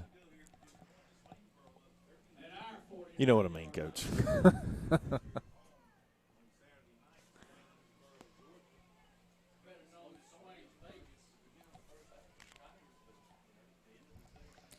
We just heard the famous Swain's Vegas call down the hall there. I've heard that before from this place. There's a direct snap here. Quarterback's going to take it, and man, he's down the sideline. There's some speed for you. Santiago try to push him out, and he does, but it's inside the 5. Going to be 1st and goal for Swainsboro. That's the speed, and if Santiago hadn't had the angle, I don't think he'd have got him.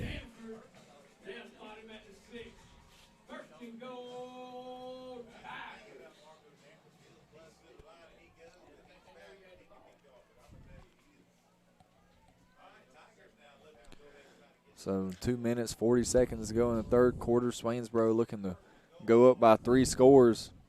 Need one of those big stands by our defense right here. Again, just need something to break this Swainsboro momentum. And it's going to take a turnover.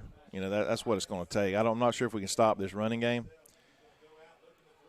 There's the mistake that we needed, but he didn't throw it well enough. He'd have threw it a little better, we'd have had an interception there.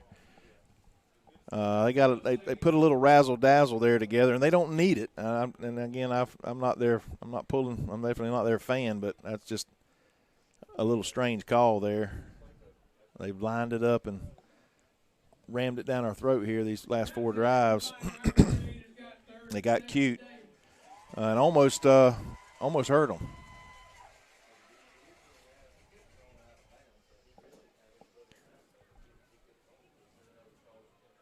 Swainsboro sends a man in motion. They're going to hand it off. He's going to get stood up, though. Maybe. Nope, they're still pushing that pile. He's down to the what is that, the 2-yard line? There's a late flag coming in. Pretty sure that's coming on Swainsboro. I saw some different hand motions over there. I won't say pretty sure. I don't know. I'm not down there. I can't hear what's being said.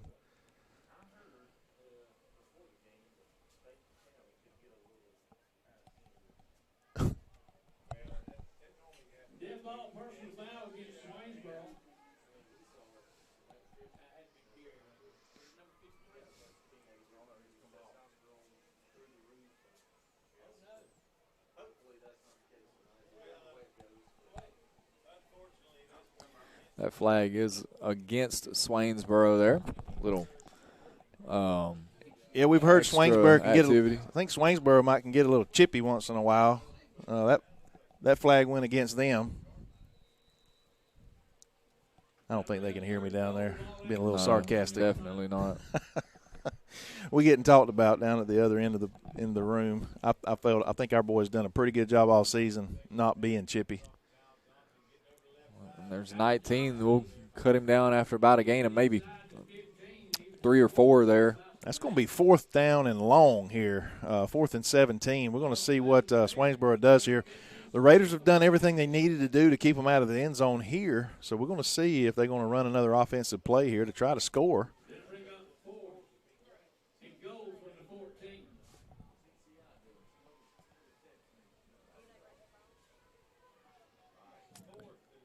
Got to have a big stand here. 4th and 14. If they score from here, they deserve it. Yeah. I guess this says something about their kicking game. 10's looking to throw. He's going to throw one out near the end zone.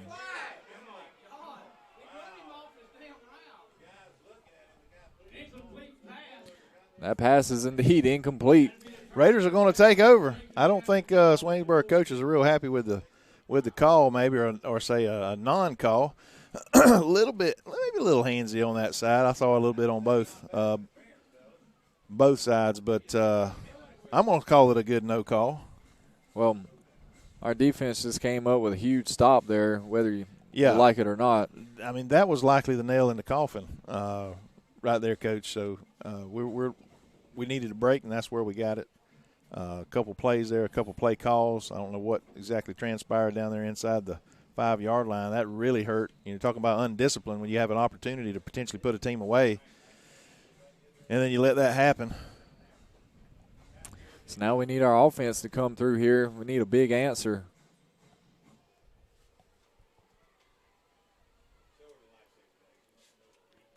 Scotland's going to hand it off. Nothing going again there. Just we get stood up around the line of scrimmage. Well, and to be honest, the run by Jalen Marion, the very first play of the game for about 35 yards, we've had very little since then, and we didn't expect a lot of run game tonight. But to be honest with you, we knew their front seven was very solid. We felt like their secondary was a little suspect in areas, and that we definitely took advantage of that in the first half.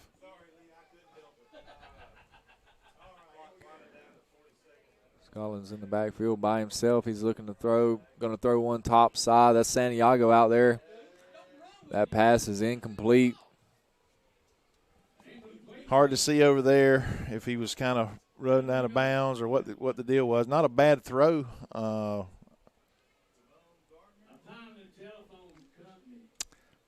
Throwing it down the field like that. Again, we haven't seen a slant since the first half.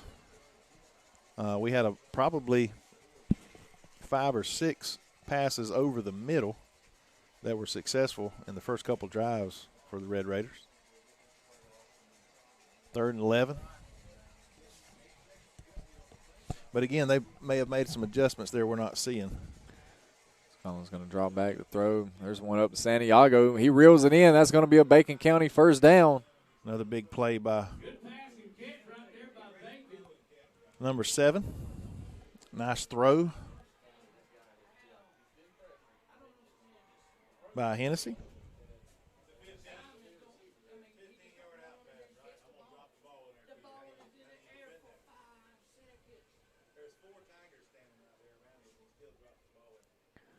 Got 24 seconds to go in this third quarter. If you're Bacon County, you probably want to get a playoff. Here's the clock's not your friend. You want to take advantage of it. 24 seconds. Yep. That's going to be a handoff here. That's going to be Jamon Ellis running out here near side for a gain of maybe 5. I think he stays in bounds. That's probably going to end the third quarter. Raiders, it's going to end with a positive. Raiders are going to have a couple first downs in a row. We're going to take a break here with both teams. Again, I don't think we're going to get a snap off. No, we're going to head to the fourth quarter. We're trailing 12 points.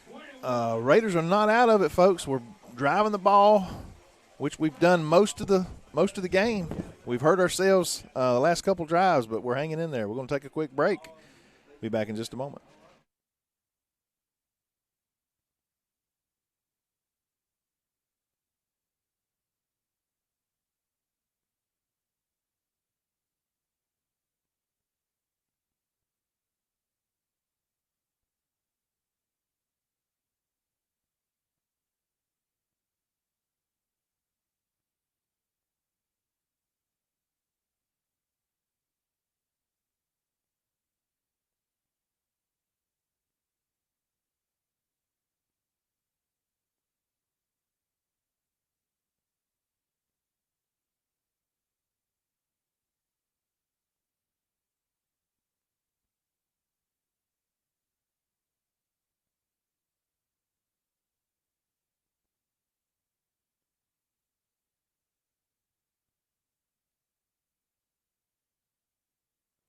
All right, we're back. 12 minutes left in the football season, potentially for the Red Raiders. We got to score, get a stop, and get a score. Down 12.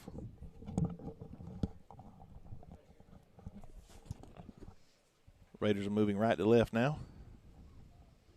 Scollin's going to roll up there top side, looking downfield, lost one up.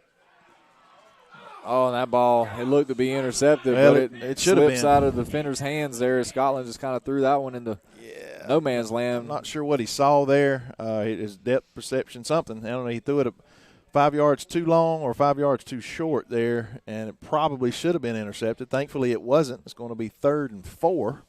That's manageable. And, the Raiders we don't need to punt.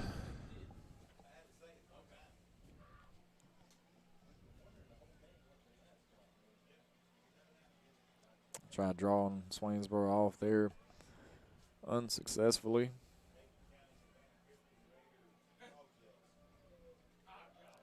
Scotland's looking to throw up their top side, pass the sticks. That's a completion there to Isaiah Thomas. Kicker punter for the Raiders.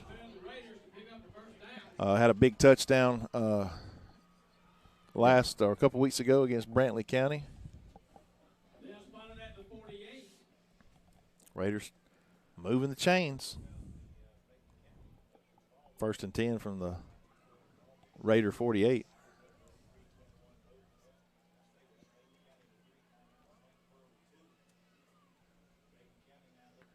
Scotland gets the snap. He's going to flush out there, top side, throws one off his back foot, out of bounds down the sideline. Throws it away.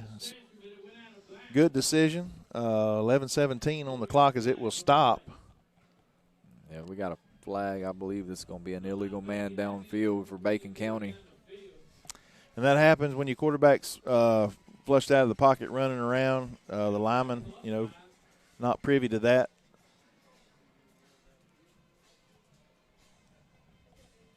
First and 15.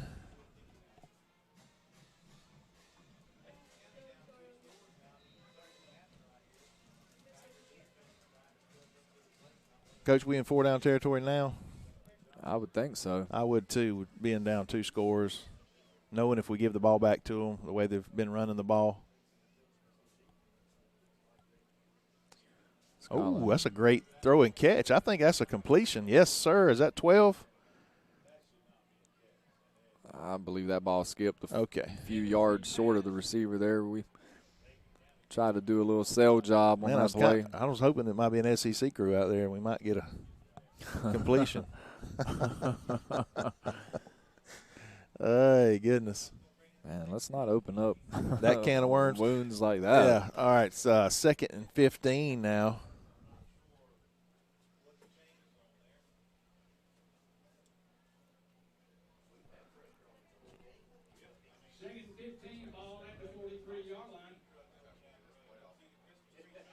Scotland gets a snap. He's going to drop back, looking over the middle, fires one in. That's a catch by Amari. Good throw and catch there in traffic. Yeah, see, this is what we were doing in the first half, and they could not stop it. Coach, if we could run the ball just a little bit, this would be a different ball game. Even that what happened in the second quarter, or the last 2 minutes of the second quarter, probably wouldn't have happened.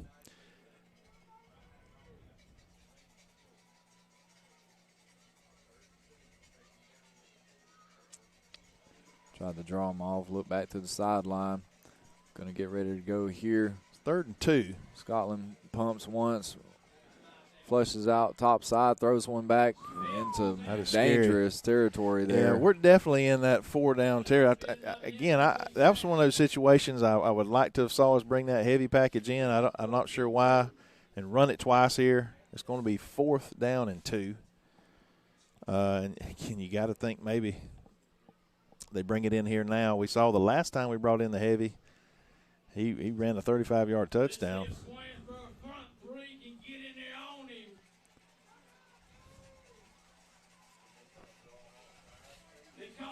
10-24.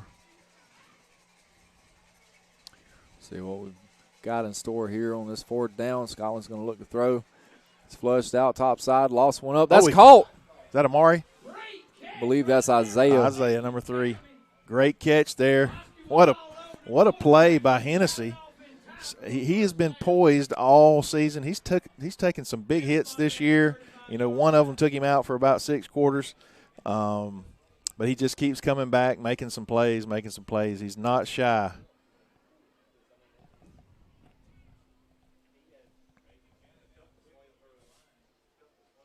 Scotland's going to get the snap. Flushes out, top side again. He's going to scramble on this one. Ooh. Man, and he gets there's a flag. Blew up over there by the sideline.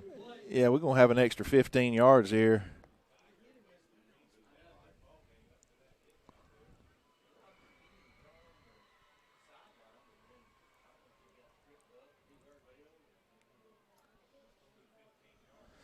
Showing some toughness here as we see him bent over there, trying to shake it off here. Like his left side, left arm maybe. But I think the Raiders are going to get some extra yards here. 9:49. Well, maybe we'll make it at least interesting here, Coach. We can put one in the end zone. Yeah, I mean, this drive, we've took up so much time. I mean, you've got to end this with a touchdown. Too hard of a hit on Swainsboro, personal foul. That'll bring up 1st and 10.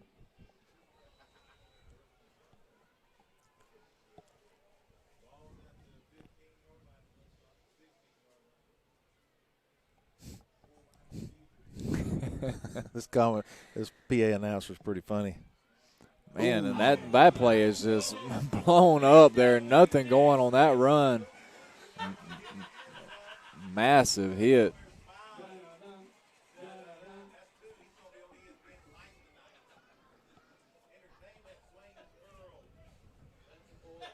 Trying to figure out what number that was there. It was 70-something for Swainsboro. It's the biggest guy on their line right there. There's a nose guard there.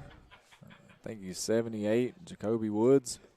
Scotland's looking to throw here, fires one up. That's into the back of the end zone. Oh, boy. It's going to call it.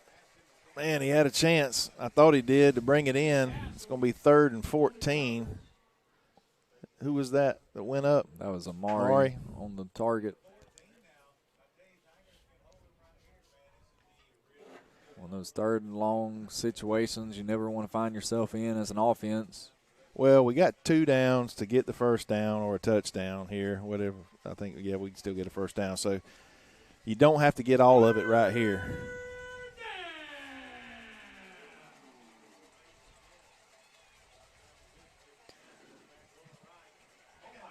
Scotland rolls right. Throw it away. Guy miss. Evades Throw the it guy. somewhere. Throw it somewhere. Going back up top side. He's going to loft one down the field. Incomplete. I just didn't see his receivers helping him out.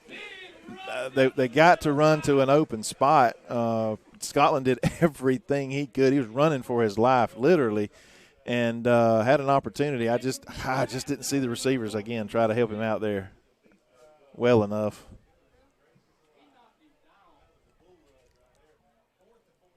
It's going to be 4th and 14. This could be it, Coach. Yeah, we'll see what we have in the playbook here. Well, you got to think those front 3 are going to be bringing it here. You don't know if they could maybe bring an extra. They're going to drop back because, again, that's really a similar. Collins trying to come near side, throws one up middle of the end zone, incomplete, broken up by Swainsboro. They'll take over on downs.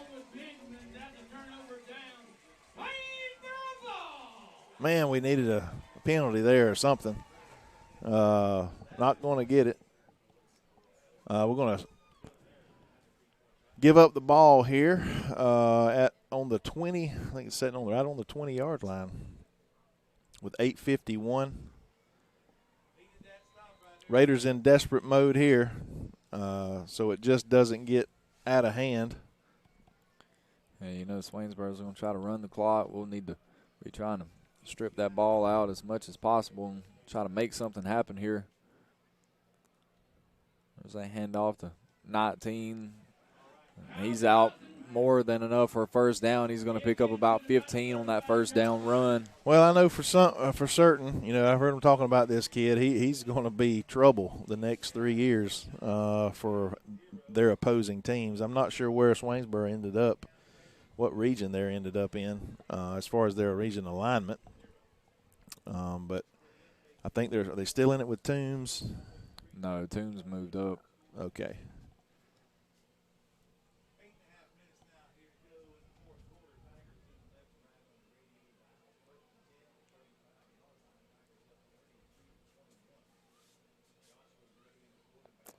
Hand off again here, 19.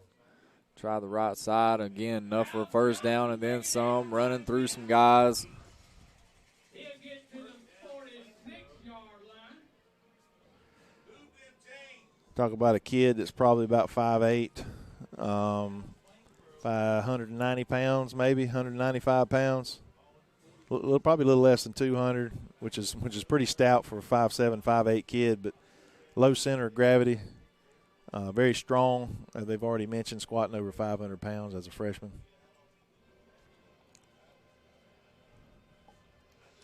Swainsboro is just content letting that clock run down as much as possible here, just sitting on the ball.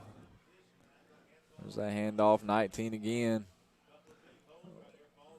Another about 7-yard gain on the play for him. Yeah, he's. I said earlier, he kind of falls forward for 6 or 7 yards. You know, usually it's 2 or 3.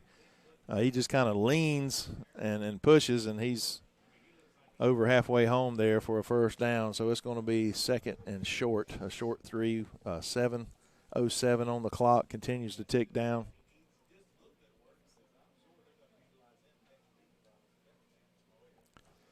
Winner of tonight's game will move on to the playoffs, face the winner of Northeast Macon and Fannin County.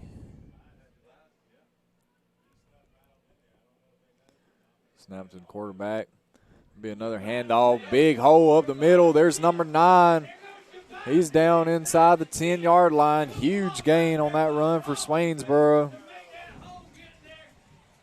It's Jabius Smith there on that carry.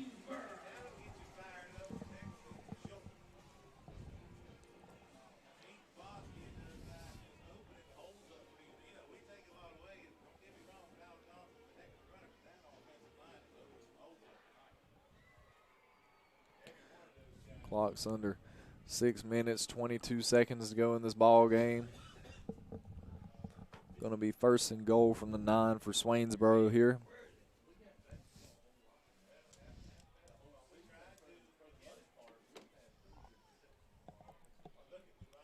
It's another handoff there as he's breaking tackles, just imposing his will down inside the 5 to the 4.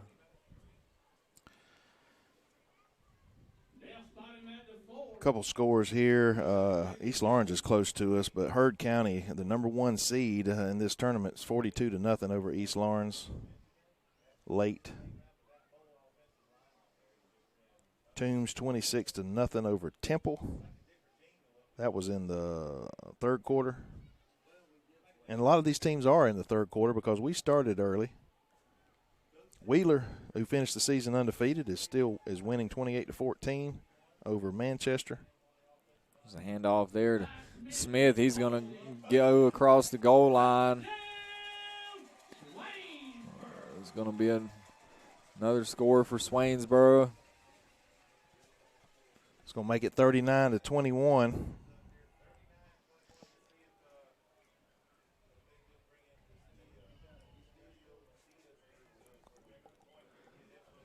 Swainsboro just executed what they wanted to there on that drive, ate up some clock, put another score on the board, trying to ice this one away. Jeff Davis is trailing 28-21. If this score is accurate in the third quarter. Let's see what some of the other. That point after attempt is good for Swainsboro. We got 5 minutes, 18 seconds to go in the game. Score is Swainsboro 40, Bacon County 21. We're going to take a quick break. Honor some sponsors. We'll be back in just a moment.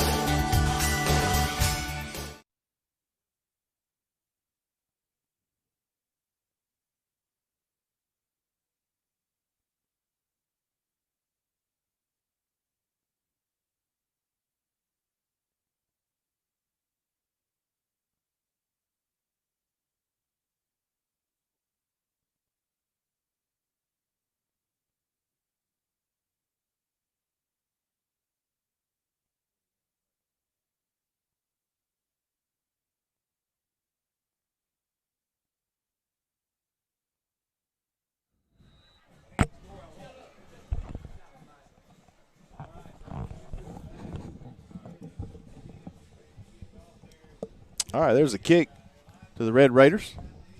5:17 to go. Ellis with the return. Got the right side, excuse me.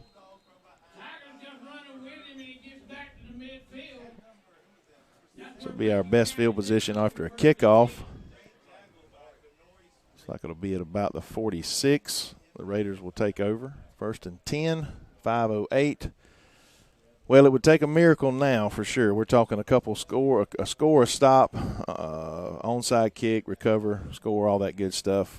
21 points your Raiders have scored, and they compiled that all in the first half. Been just a different game since a momentum change in the last couple minutes of that second quarter. Scotland throw one out. That's caught by Amari. Good snag out there, but just not much going.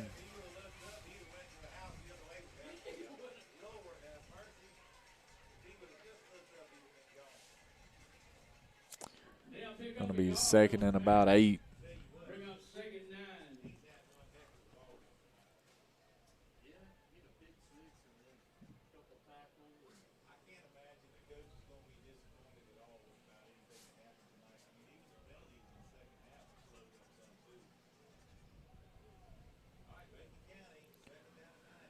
Scotland, he'll get the snap, fake the handoff.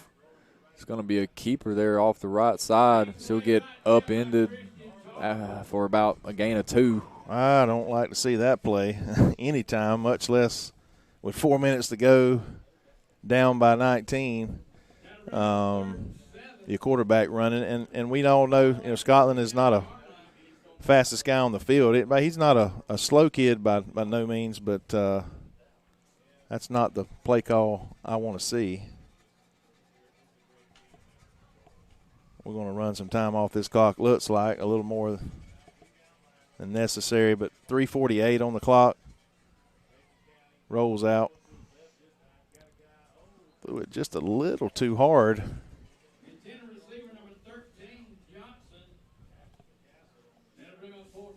Worst part about that, I guess, I don't know. It does stop the clock, good, bad, or ugly. 4th and 7 for the Raiders. 4th and 7. We're going to see what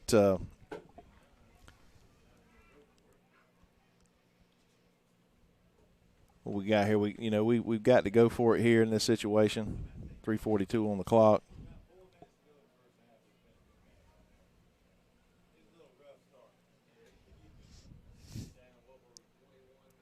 Yep, now or nothing time. Scotland's going to look throw over the middle. That's batted down there, a little bit of traffic. So we'll turn it over on downs. You got to think they're probably not going to get let off the gas. You're going to see, and when I say that, they're going to run the ball, and that's what they're supposed to do here in this situation. We're going to have to stop them. We got to keep them out of the end zone. Let's see if we can bow our backs, have a little pride here, and see if we can't just try our best to keep them from piling on any more points here. The score is not going to be indicative of the game. Again, if go back and watch that first half, that was some really, really good football the Raiders played. I'm not sure exactly what turned the tide. I know Swainsboro made some adjustments on especially their offensive side of the ball. But they had a difficult time stopping us tonight. There's a handoff there to number 40. Yeah, that's a big tackle. We're going to see how much time they take off the clock here. Looks like they're probably going to let the play clock roll on down. That'll put it under 3 minutes, 3:22:21.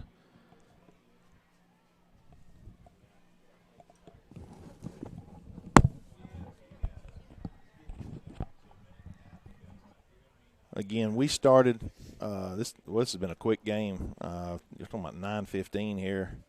We started at 7. These other games are just ending the third quarter, starting the fourth.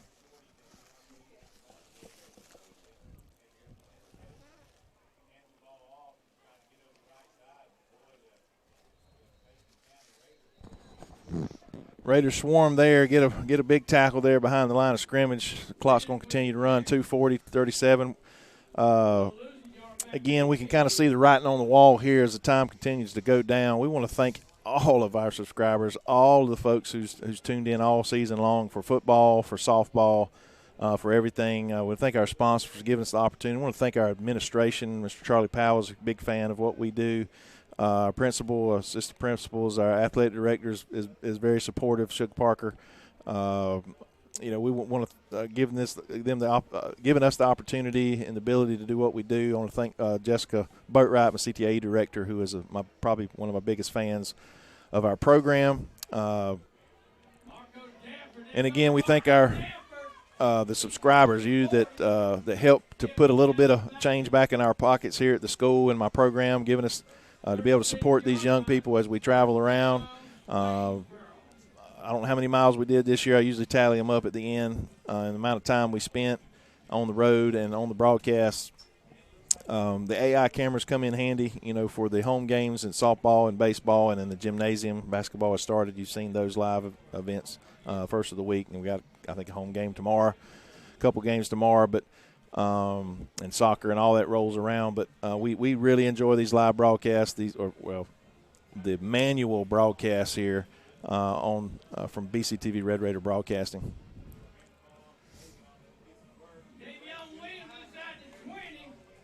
Minute 12, minute 10. We're gonna dilly dally around here when this game's over. We're gonna try to get on out of here. But again, thanking our sponsors, Miss Lisa Coley, Coley Electric Plumbing Supply, Larry Taylor, Burt CPA, Daniel Johnson with Bennett Johnson Insurance, and then Dr. Soto and Day at Family Vision Care. Thank you for being a continued supporter.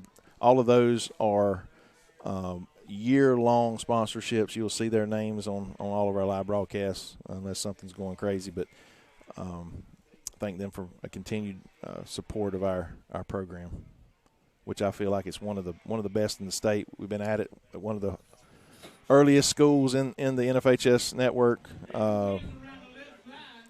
and very proud of that. Time's going to run out on the Raiders on this football season. It's tough for our seniors. We want to thank them for their support as student athletes at Bacon County High School. Some of them are going to move on and play at the next level. Some are not. I pray for their safety and want to encourage them to be the best that they can be at whatever it is they decide to do. Coach, any final words here on this game or this season? And it just, you sit here in this game, you think about what possibly could have been, but wrapping up the season, I mean, it's never easy when a season comes to an end. I think what you think about the most is those seniors that their careers are over for the most part. Some will go on, and regardless, their high school careers are over, and that's a big part of your life. You really find out a lot about yourself, and it's just always tough. And now these guys get to think about it and stew on it and get back to work Monday, That's right. Get in the weight room Monday. All off-season stuff will start. We got some guys that's going to maybe on the basketball court tomorrow. Who knows that's going to be helping our basketball program. Wrestling starts tomorrow. A lot of different things are going on at Bacon County High School. Our cheerleaders competed at the state level today. I didn't hear an outcome to that as far as what happened. But again, a lot of stuff going on at Bacon County High School. It's not football stopping, but other things are happening, good things. I think we can take that first half and shows that we can compete at a high level, and we just got to, again, be more consistent.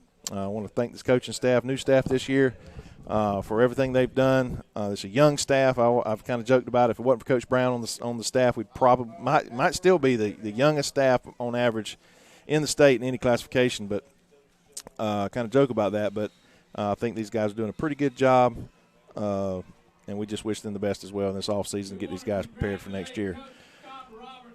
So on behalf of my crew and on behalf of head ball coach Sky Keck and myself, Brent Johnson, again, thank you for being a part of our broadcast, either live or rewatching the games on demand. And it's always a Go Raiders and a God bless.